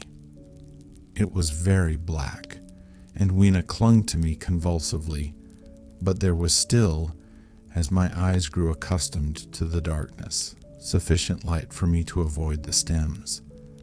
Overhead it was simply black, except where a gap of remote blue sky shone down upon us here and there. I lit none of my matches because I had no hand free. Upon my left arm I carried my little one. In my right hand I had my iron bar. For some way I heard nothing but the crackling twigs under my feet, the faint rustle of the breeze above, and my own breathing, and the throb of the blood vessels in my ears. Then I seemed to know of a pattering behind me. I pushed on grimly. The pattering grew more distinct, and then I caught the same queer sound and voices I had heard in the underworld. There were evidently several of the Morlocks, and they were closing in upon me. Indeed, in another minute I felt a tug at my coat, then something at my arm, and Weena shivered violently and became quite still. It was time for a match, but to get one I must put her down. I did so, and as I fumbled with my pocket, a struggle began in the darkness about my knees, perfectly silent on her part, and with the same peculiar cooing sounds from the Morlocks. Soft little hands, too, were creeping over my coat and back, touching even my neck. Then the match scratched and fizzed. I held it flaring, and saw the white backs of the Morlocks in flight amid the trees. I hastily took a lump of camphor from my pocket and prepared to light it as soon as the match should wane. Then I looked at Weena. She was lying clutching my feet and quite motionless, with her face to the ground. With a sudden fright I stooped to her. She seemed scarcely to breathe. I lit the block of camphor and flung it to the ground, and as it split and flared up and drove back the Morlocks and the shadows, I knelt down and lifted her. The wood behind seemed full of the stir and murmur of a great company. She seemed to have fainted. I put her carefully upon my shoulder and rose to push on, and then there came a horrible realization. In maneuvering with my matches and Weena, I had turned myself about several times, and now I had not the faintest idea in what direction lay my path. For all I knew, I might be facing back towards the palace of green porcelain. I found myself in a cold sweat. I had to think rapidly what to do. I determined to build a fire and encamp where we were. I put Weena, still motionless, down upon a turfy bowl, and very hastily, as my first lump of camphor waned, I began collecting sticks and leaves. Here and there, out of the darkness round me, the Morlock's eyes shone like carbuncles. The camphor flickered and went out. I lit a match, and as I did so, two white forms that had been approaching Weena dashed hastily away. One was so blinded by the light that he came straight for me, and I felt his bones grind under the blow of my fist. He gave a whoop of dismay, staggered a little way, and fell down. I lit another piece of camphor and went on gathering my bonfire. Presently I noticed how dry was some of the foliage above me, for since my arrival on the time machine, a matter of a week, no rain had fallen. So, instead of casting about among the trees for fallen twigs, I began leaping up and dragging down branches. Very soon I had a choking, smoky fire of green wood and dry sticks, and could economize my camphor. Then I turned to where Weena lay beside my iron mace. I tried what I could to revive her, but she lay like one dead. I could not even satisfy myself whether or not she breathed. Now the smoke of the fire beat over towards me, and it must have made me heavy of a sudden. Moreover, the vapor of camphor was in the air. My fire would not need replenishing for an hour or so. I felt very weary after my exertion, and sat down. The wood, too, was full of a slumberous murmur that I did not understand. I seemed just to nod and open my eyes. But all was dark, and the Morlocks had their hands upon me. Flinging off their clinging fingers, I hastily felt in my pocket for the matchbox, and it had gone. Then they gripped and closed with me again. In a moment, I knew what had happened. I had slept, and my fire had gone out, and the bitterness of death came over my soul. The forest seemed full of the smell of burning wood. I was caught by the neck, by the hair, by the arms, and pulled down. It was indescribably horrible in the darkness to feel all these soft creatures heaped upon me.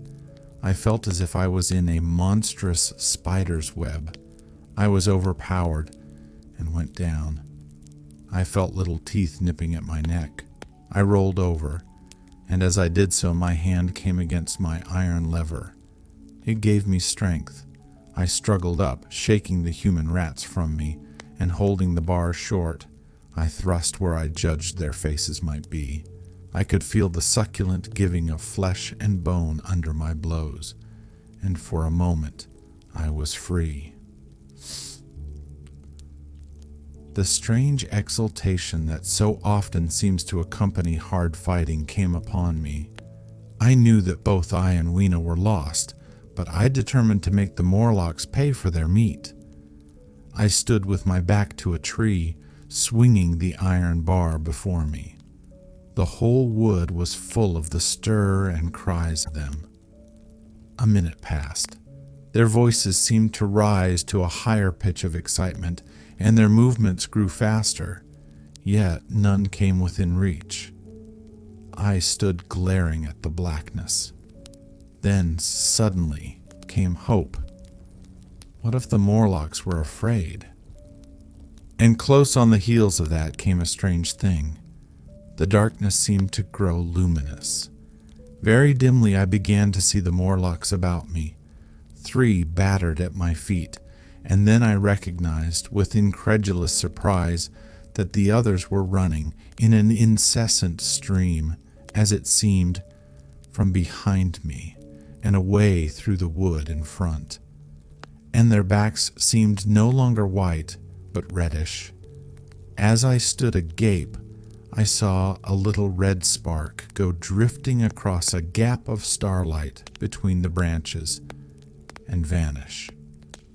And at that, I understood the smell of burning wood, the slumberous murmur that was growing now into a gusty roar, the red glow, and the Morlock's flight. Stepping out from behind my tree and looking back, I saw through the black pillars of the nearer trees the flames of the burning forest. It was my first fire coming after me. With that, I looked for Weena, but she was gone. The hissing and crackling behind me, the explosive thud as each fresh tree burst into flame, left little time for reflection. My iron bar still gripped, I followed in the Morlock's path. It was a close race. Once the flames crept forward so swiftly on my right as I ran that I was outflanked and had to strike off to the left. But at last I emerged upon a small, open space, and as I did so, a Morlock came blundering towards me and past me and went on straight into the fire. And now I was to see the most weird and horrible thing, I think, of all that I beheld in that future age. This whole space was as bright as day with the reflection of the fire. In the center was a hillock or tumulus surmounted by a scorched hawthorn. Beyond this was another arm of the burning forest, with yellow tongues already writhing from it, completely encircling the space with a fence of fire. Upon the hillside were some 30 or 40 Morlocks, dazzled by the light and heat, and blundering hither and thither against each other in their bewilderment. At first I did not realize their blindness, and struck furiously at them with my bar, in a frenzy of fear as they approached me, killing one and crippling several more. But when I had watched the gestures of one of them groping under the hawthorn against the red sky, and heard their moans, I was assured of their absolute helplessness and misery in the glare, and I struck no more of them. Yet, every now and then one would come straight towards me, setting loose a quivering horror that made me quick to elude him. At one time, the flames died down somewhat, and I feared the foul creatures would presently be able to see me. I was thinking of beginning the fight by killing some of them before this should happen, but the fire burst out again brightly, and I stayed my hand. I walked about the hill among them and avoided them, looking for some trace of Weena, but Weena was gone.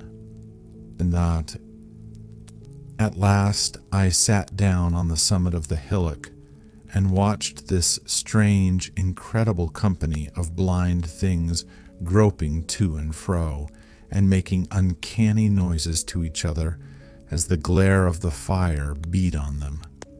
The coiling uprush of smoke streamed across the sky, and through the rare tatters of that red canopy, remote as though they belonged to another universe, shone the little stars. 2 or 3 Morlocks came blundering into me, and I drove them off with blows of my fists, trembling as I did so. For the most part of that night I was persuaded it was a nightmare. I bit myself and screamed in a passionate desire to awake. I beat the ground with my hands and got up and sat down again, and wandered here and there, and again sat down. Then I would fall to rubbing my eyes and calling upon God to let me awake. Thrice I saw Morlocks put their heads down in a kind of agony and rush into the flames. But at last, above the subsiding red of the fire, above the streaming masses of black smoke and the whitening and blackening tree stumps, and the diminishing numbers of these dim creatures, came the white light of the day. I searched again for traces of Weena, but there were none. It was plain that they had left her poor little body in the forest. I cannot describe how it relieved me to think that it had escaped the awful fate to which it seemed destined. As I thought of that, I was almost moved to begin a massacre of the helpless abominations about me, but I contained myself.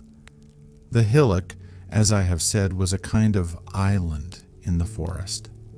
From its summit I could now make out through a haze of smoke the palace of green porcelain, and from that I could get my bearings for the White Sphinx. And so, leaving the remnant of these damned souls still going hither and thither and moaning, as the day grew clearer, I tied some grass about my feet and limped on across smoking ashes and among black stems that still pulsated internally with fire towards the hiding place of the time machine. I walked slowly, for I was almost exhausted as well as lame, and I felt the intensest wretchedness for the horrible death of little Weena. It seemed an overwhelming calamity.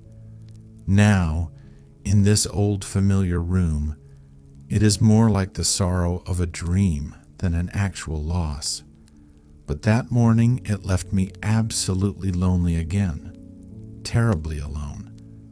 I began to think of this house of mine, of this fireside, of some of you, and with such thoughts came a longing that was pain. But as I walked over the smoking ashes under the bright morning sky, I made a discovery. In my trouser pocket were still some loose matches. The box must have leaked before it was lost. The trap of the White Sphinx. About 8 or 9 in the morning, I came to the same seat of yellow metal from which I had viewed the whirl upon the evening of my arrival. I thought of my hasty conclusions upon that evening, and could not refrain from laughing bitterly at my confidence. Here was the same beautiful scene, the same abundant foliage, the same splendid palaces and magnificent ruins, the same silver river running between its fertile banks. The gay robes of the beautiful people moved hither and thither among the trees. Some were bathing in exactly the place where I had saved Weena, and that suddenly gave me a keen stab of pain. And like blots upon the landscape rose the cupolas above the ways to the underworld. I understood now what all the beauty of the overworld people covered. Very pleasant was their day, as pleasant as the day of the cattle in the field. Like the cattle, they knew of no enemies and provided against no needs, and their end was the same. I grieved to think how brief the dream of the human intellect had been. It had committed suicide. It had set itself steadfastly towards comfort and ease, a balanced society with security and permanency as its watchword. It had attained its hopes to come to this at last. Once, life and property must have reached almost absolute safety. The rich had been assured of his wealth and comfort, the toiler assured of his life and work. No doubt, in that perfect world there had been no unemployed problem, no social question left unsolved, and a great quiet had followed. Now, it is a law of nature we overlook that intellectual versatility is the compensation for change, danger, and trouble. An animal perfectly in harmony with its environment is a perfect mechanism. Nature never appeals to intelligence until habit and instinct are useless. There is no intelligence where there is no change and no need of change. Only those animals partake of intelligence that have to meet a huge variety of needs and dangers. So, as I see it, the upperworld man had drifted towards his feeble prettiness, and the underworld to mere mechanical industry. But that perfect state had lacked one thing even for mechanical perfection: absolute permanency. Apparently, as time went on, the feeding of an underworld, however it was effected, had become disjointed. Mother Necessity, who had been staved off for a few thousand years, came back again, and she began below. The underworld being in contact with machinery, which, however perfect, still needs some little thought outside habit, had probably retained perforce rather more initiative, if less of every other human character, than the upper. And when other meat failed them, they turned to what old habit had hitherto forbidden. So I say I saw it in my last view of the world of 800 and 2701. It may be as wrong an explanation as mortal wit could invent. It is how the thing shaped itself to me, and as that I give it to you. Arc et Mondant. After the fatigues, excitements, and terrors of the past days, and in spite of my grief, this seat and the tranquil view and the warm sunlight were very pleasant. I was very tired and sleepy, and soon my theorizing passed into dozing. Catching myself at that, I took my own hint, and spreading myself out upon the turf, I had a long and refreshing sleep. I awoke a little before sunsetting. I now felt safe against being caught napping by the Morlocks, and stretching myself, I came on down the hill towards the White Sphinx. I had my crowbar in one hand, and the other hand played with the matches in my pocket. And now came a most unexpected thing. As I approached the pedestal of the Sphinx, I found the bronze valves were open. They had slid down into grooves. At that, I stopped short before them, hesitating to enter. Within was a small apartment, and on a raised place in the corner of this was the time machine. I had small levers in my pocket, so here, after all my elaborate preparations for the siege of the White Sphinx, was a meek surrender. I threw my iron bar away, almost sorry not to use it. But a sudden thought came into my head as I stooped towards the portal. For once, at least, I grasped the mental operations of the Morlocks. Suppressing a strong inclination to laugh, I stepped through the bronze frame and up to the time machine. I was surprised to find it had been carefully oiled and cleaned. I have suspected since that the Morlocks had even partially taken it to pieces while trying in their dim way to grasp its purpose. Now, as I stood and examined it, finding a pleasure in the mere touch of the contrivance, the thing I had expected happened. The bronze panels suddenly slid up and struck the frame with a clang. I was in the dark, trapped. So the Morlocks thought. At that I chuckled gleefully. I could already hear their murmuring laughter as they came towards me. Very calmly I tried to strike the match. I had only to fix on the levers and depart then like a ghost. But I had overlooked one little thing. The matches were of that abominable kind that light only on the box. You may imagine how all my calm vanished. The little brutes were close upon me. One touched me. I made a sweeping blow in the dark at them, with the levers and began to scramble into the saddle of the machine. Then came one hand upon me and then another. Then I had simply to fight against their persistent fingers for my levers, and at the same time feel for the studs over which these fitted. One, indeed, they almost got away from me. As it slipped from my hand, I had to butt in the dark with my head. I could hear the Morlock's skull ring to recover it. It was a nearer thing than the fight in the forest, I think, this last scramble. But at last the lever was fixed and pulled over. The clinging hands slipped from me. The darkness presently fell from my eyes. I found myself in the same gray light and tumult I have already described. Geez, the further vision. I have already told you of the sickness and confusion that comes with time traveling, and this time I was not seated properly in the saddle, but sideways and in an unstable fashion.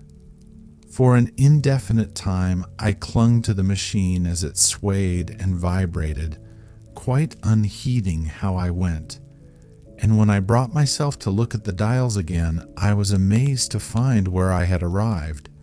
One dial records days, and another thousands of days, another millions of days, and another thousands of millions.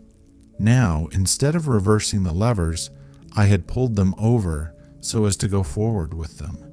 And when I came to look at these indicators, I found that the thousands hand was sweeping round as fast as the seconds hand of a watch into futurity. As I drove on, a peculiar change crept over the appearance of things. The palpitating grayness grew darker. Then, though I was still traveling with prodigious velocity, the blinking succession of day and night, which was usually indicative of a slower pace, returned and grew more and more marked. This puzzled me very much at first. The alternations of night and day grew slower and slower, and so did the passage of the sun across the sky, until they seemed to stretch through centuries. At last a steady twilight brooded over the earth, a twilight only broken now and then when a comet glared across the darkling sky. The band of light that had indicated the sun had long since disappeared, for the sun had ceased to set. It simply rose and fell in the west, and grew ever broader and more red. All trace of the moon had vanished. The circling of the stars, growing slower and slower, had given place to creeping points of light. At last, some time before I stopped, the sun, red and very large, halted motionless upon the horizon. A vast dome, glowing with a dull heat, and now and then suffering a momentary extinction. At one time, it had for a little while glowed more brilliantly again, but it speedily reverted to its sullen red heat. I perceived by this slowing down of its rising and setting that the work of the tidal drag was done.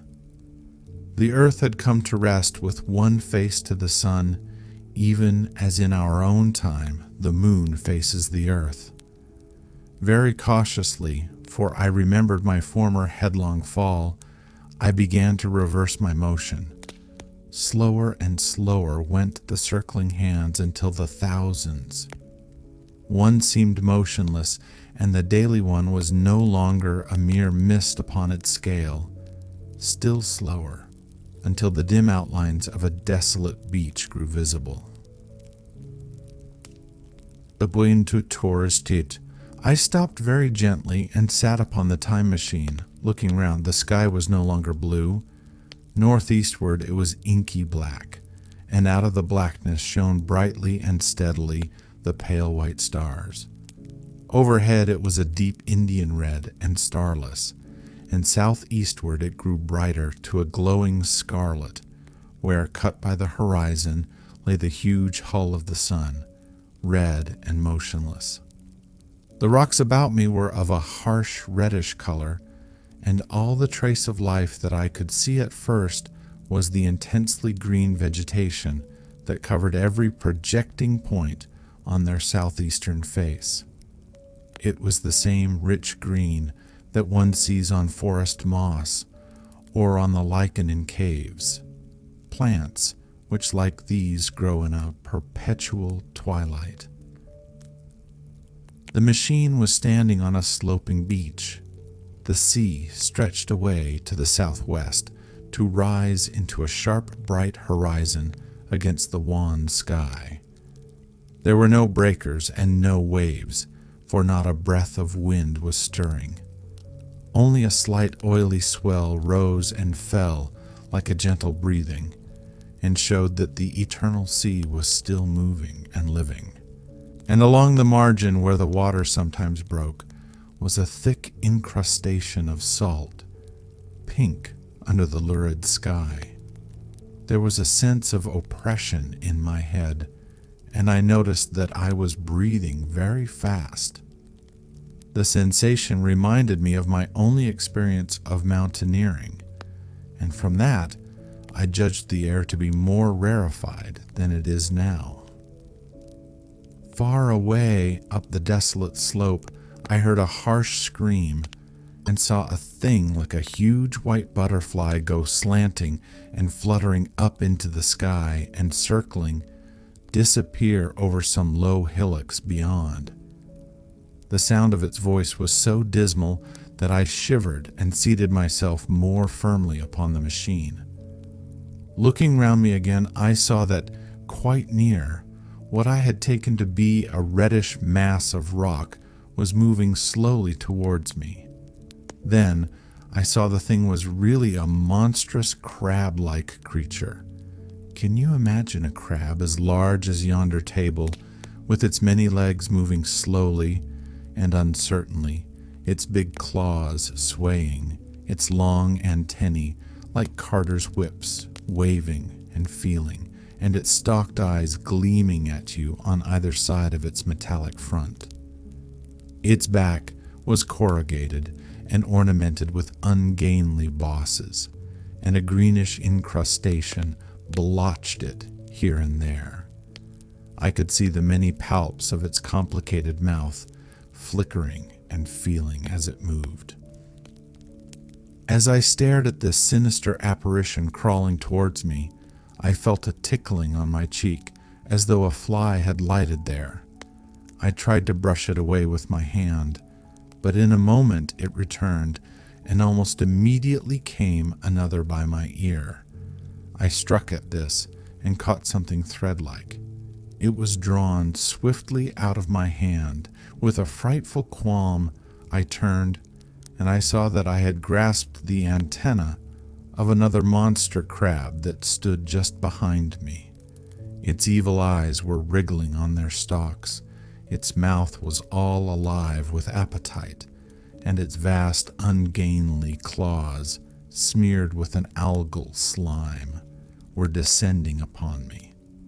In a moment my hand was on the lever, and I had placed a month between myself and these monsters.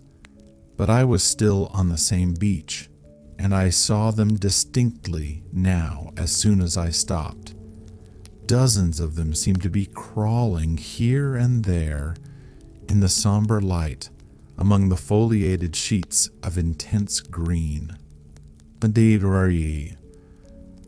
I cannot convey the sense of abominable desolation that hung over the world, the red eastern sky, the northward blackness, the salt dead sea, the stony beach crawling with these foul, slow stirring monsters, the uniform poisonous-looking green of the lichenous plants, the thin air that hurts one's lungs, all contributed to an appalling effect.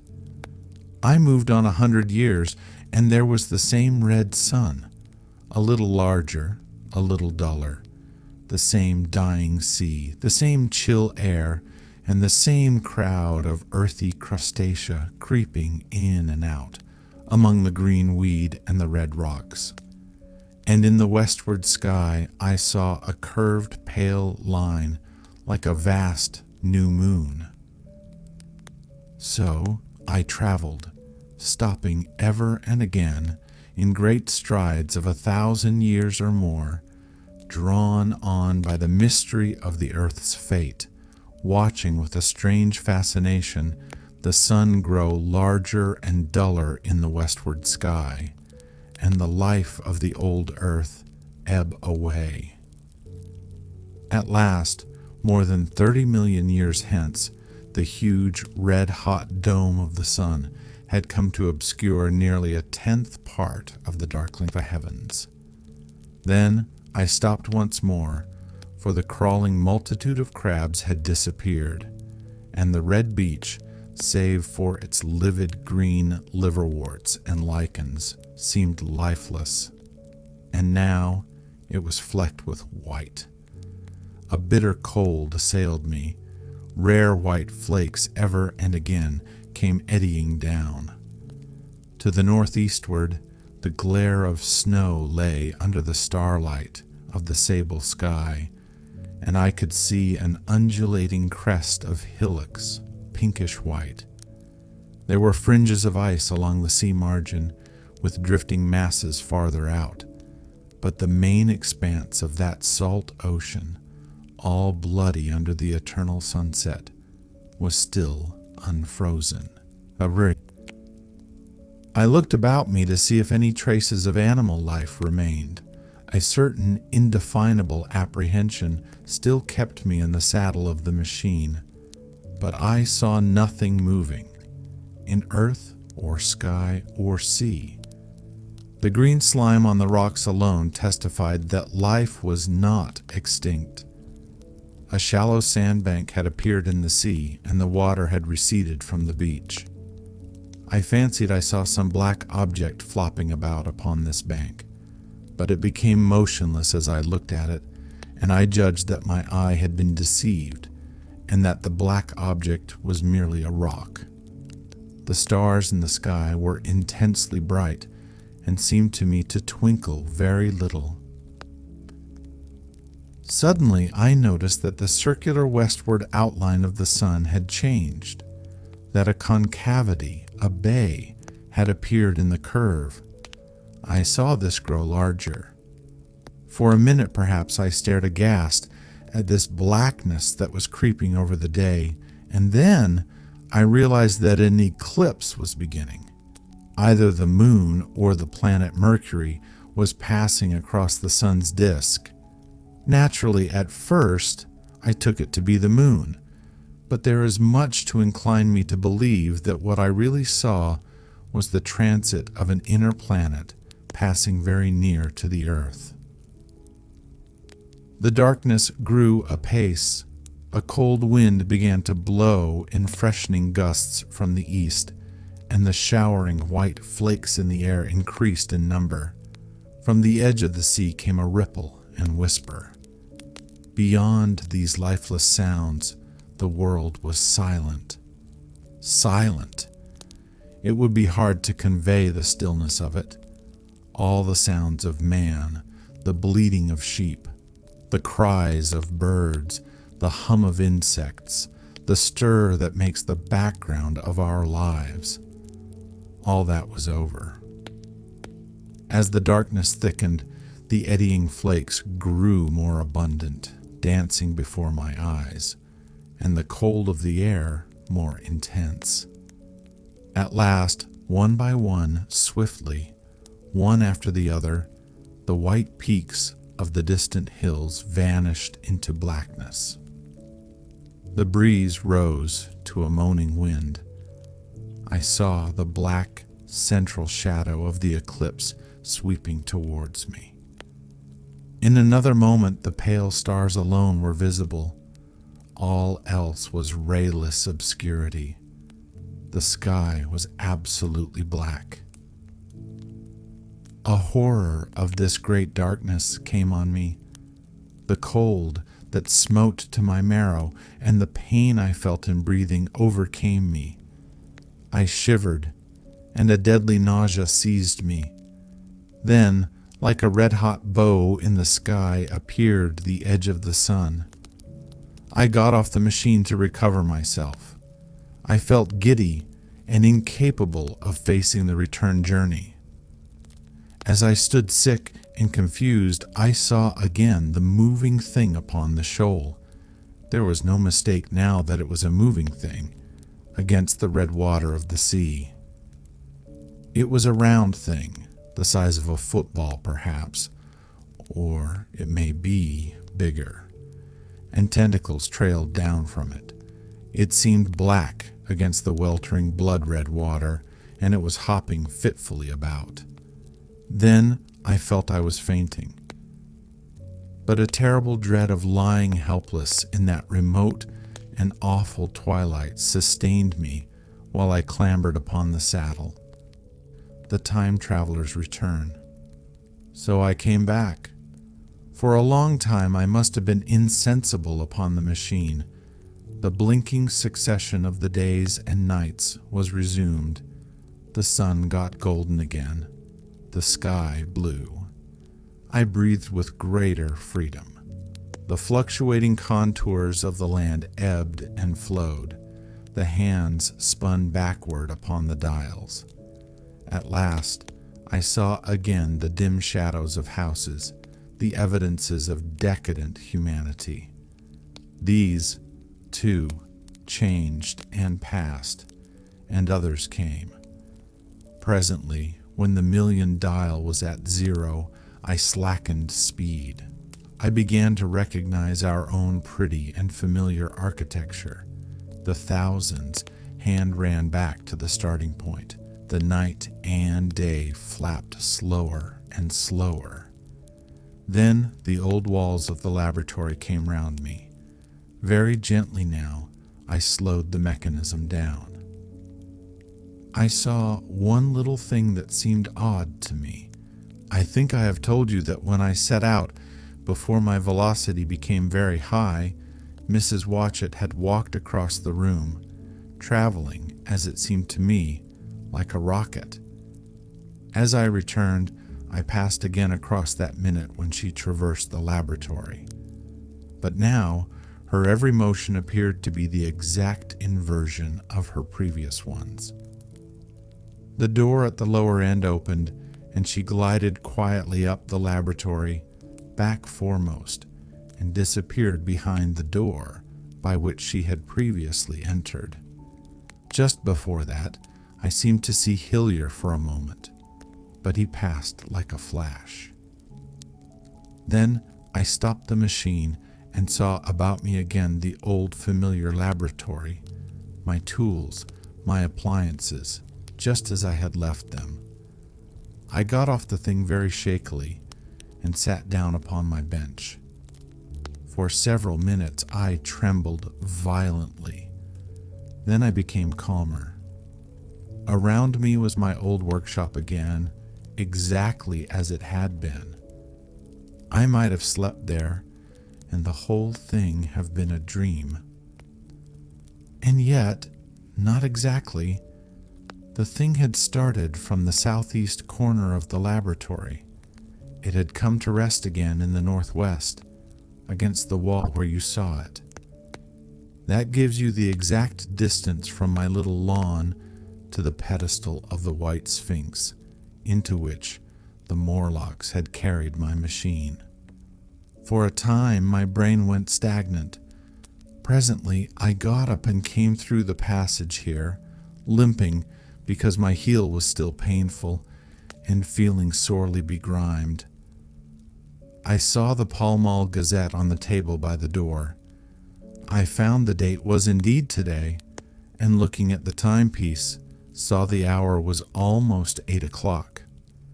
I heard your voices and the clatter of plates. I hesitated. I felt so sick and weak. Then I sniffed good wholesome meat and opened the door on you. You know the rest. I washed and dined, and now I am telling you the story. After the story.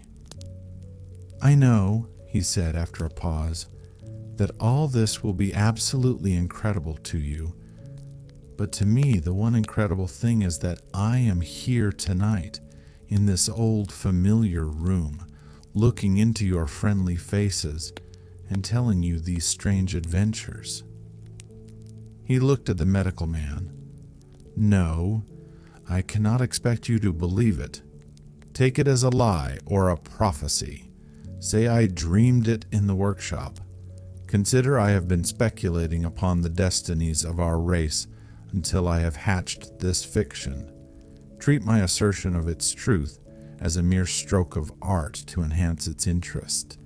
And taking it as a story, what do you think of it?" He took up his pipe and began in his old accustomed manner to tap with it nervously upon the bars of the grate. There was a momentary stillness. Then chairs began to creak and shoes to scrape upon the carpet. I took my eyes off the time traveler's face and looked round at his audience. They were in the dark, and little spots of color swam before them. The medical man seemed absorbed in the contemplation of our host. The editor was looking hard at the end of his cigar, the sixth. The journalist fumbled for his watch. The others, as far as I remember, were motionless. The editor stood up with a sigh. "What a pity it is you're not a writer of stories," he said, putting his hand on the time traveler's shoulder. "You don't believe it?" "Well, I thought not." The time traveler turned to us. "Where are the matches?" he said. He lit one and spoke over his pipe, puffing. "To tell you the truth, I hardly believe it myself. And yet—" His eye fell with a mute inquiry upon the withered white flowers upon the little table. Then he turned over the hand holding his pipe, and I saw he was looking at some half-healed scars on his knuckles. The medical man rose, came to the lamp, and examined the flowers. "The Genesium's odd," he said. The psychologist leant forward to see, holding out his hand for a specimen. "I'm hanged if it isn't 1:15, said the journalist. "How shall we get home?" "Plenty of cabs at the station," said the psychologist. "It's a curious thing," said the medical man, "but I certainly don't know the natural order of these flowers. May I have them?" The time traveler hesitated. Then suddenly, "Certainly not." "Where did you really get them?" said the medical man. "And shoot." The time traveler put his hand to his head. He spoke like one who was trying to keep hold of an idea that eluded him. "They were put into my pocket by Weena when I traveled into time." He stared round the room. "I'm damned if it isn't all going. This room and you and the atmosphere of every day is too much for my memory. Did I ever make a time machine? Or a model of a time machine? Or is it all only a dream? They say life is a dream, a precious poor dream at times, but I can't stand another that won't fit. It's madness. And where did the dream come from? I must look at that machine, if there is one." He caught up the lamp swiftly and carried it, flaring red, through the door into the corridor. We followed him.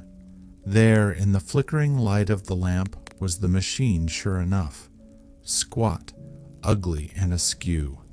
A thing of brass, ebony, ivory, and translucent glimmering quartz.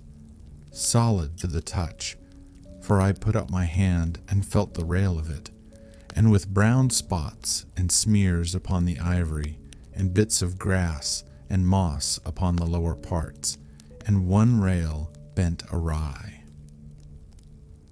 The time traveler put the lamp down on the bench and ran his hand along the damaged rail. "It's all right now," he said.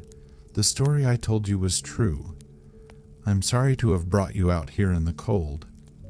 He took up the lamp, and in an absolute silence we returned to the smoking room. He came into the hall with us and helped the editor on with his coat.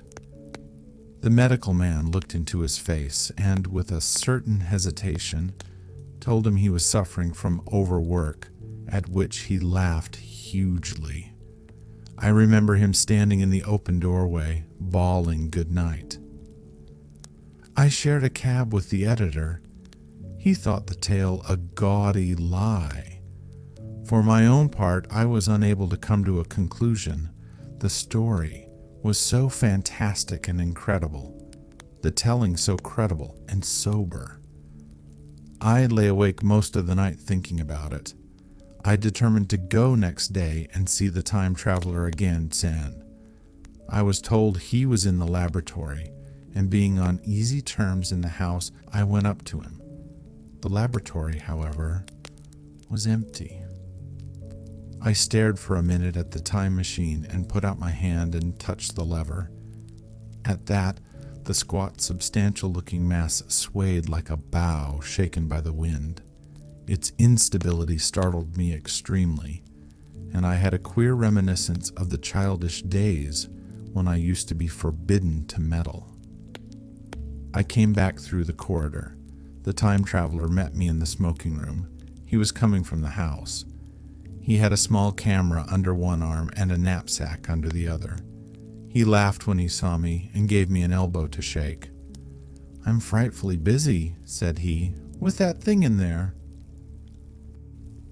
"But is it not some hoax?" I said. "Do you really travel through time?"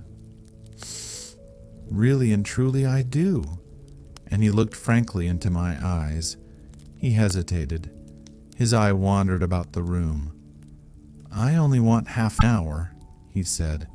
"I know why you came, and it's awfully good of you. There's some magazines here. If you'll stop to lunch, I'll prove you this time traveling up to the hilt, specimens and all. If you'll forgive my leaving you now?" I consented, hardly comprehending then the full import of his words, and he nodded and went on down the corridor.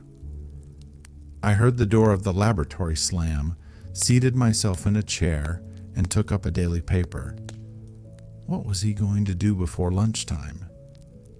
Then, suddenly, I was reminded by an advertisement that I had promised to meet Richardson, the publisher, at 2. I looked at my watch and saw that I could barely save that engagement. I got up and went down the passage to tell the time traveler. As I took hold of the handle of the door, I heard an exclamation, oddly truncated at the end, and a click and a thud. A gust of air whirled round me as I opened the door, and from within came the sound of broken glass falling on the floor. The time traveler was not there.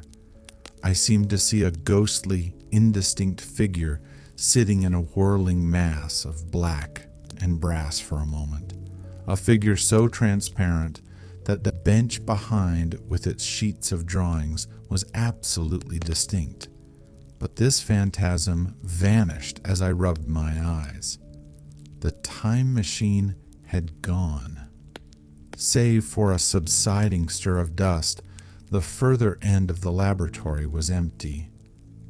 A pane of the skylight had, apparently, just been blown in.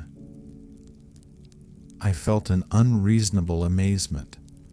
I knew that something strange had happened, and for the moment could not distinguish what the strange thing might be. As I stood staring, the door into the garden opened, and the manservant appeared. So we looked at each other, then ideas began to come. "Has Mr. gone out that way?" said I.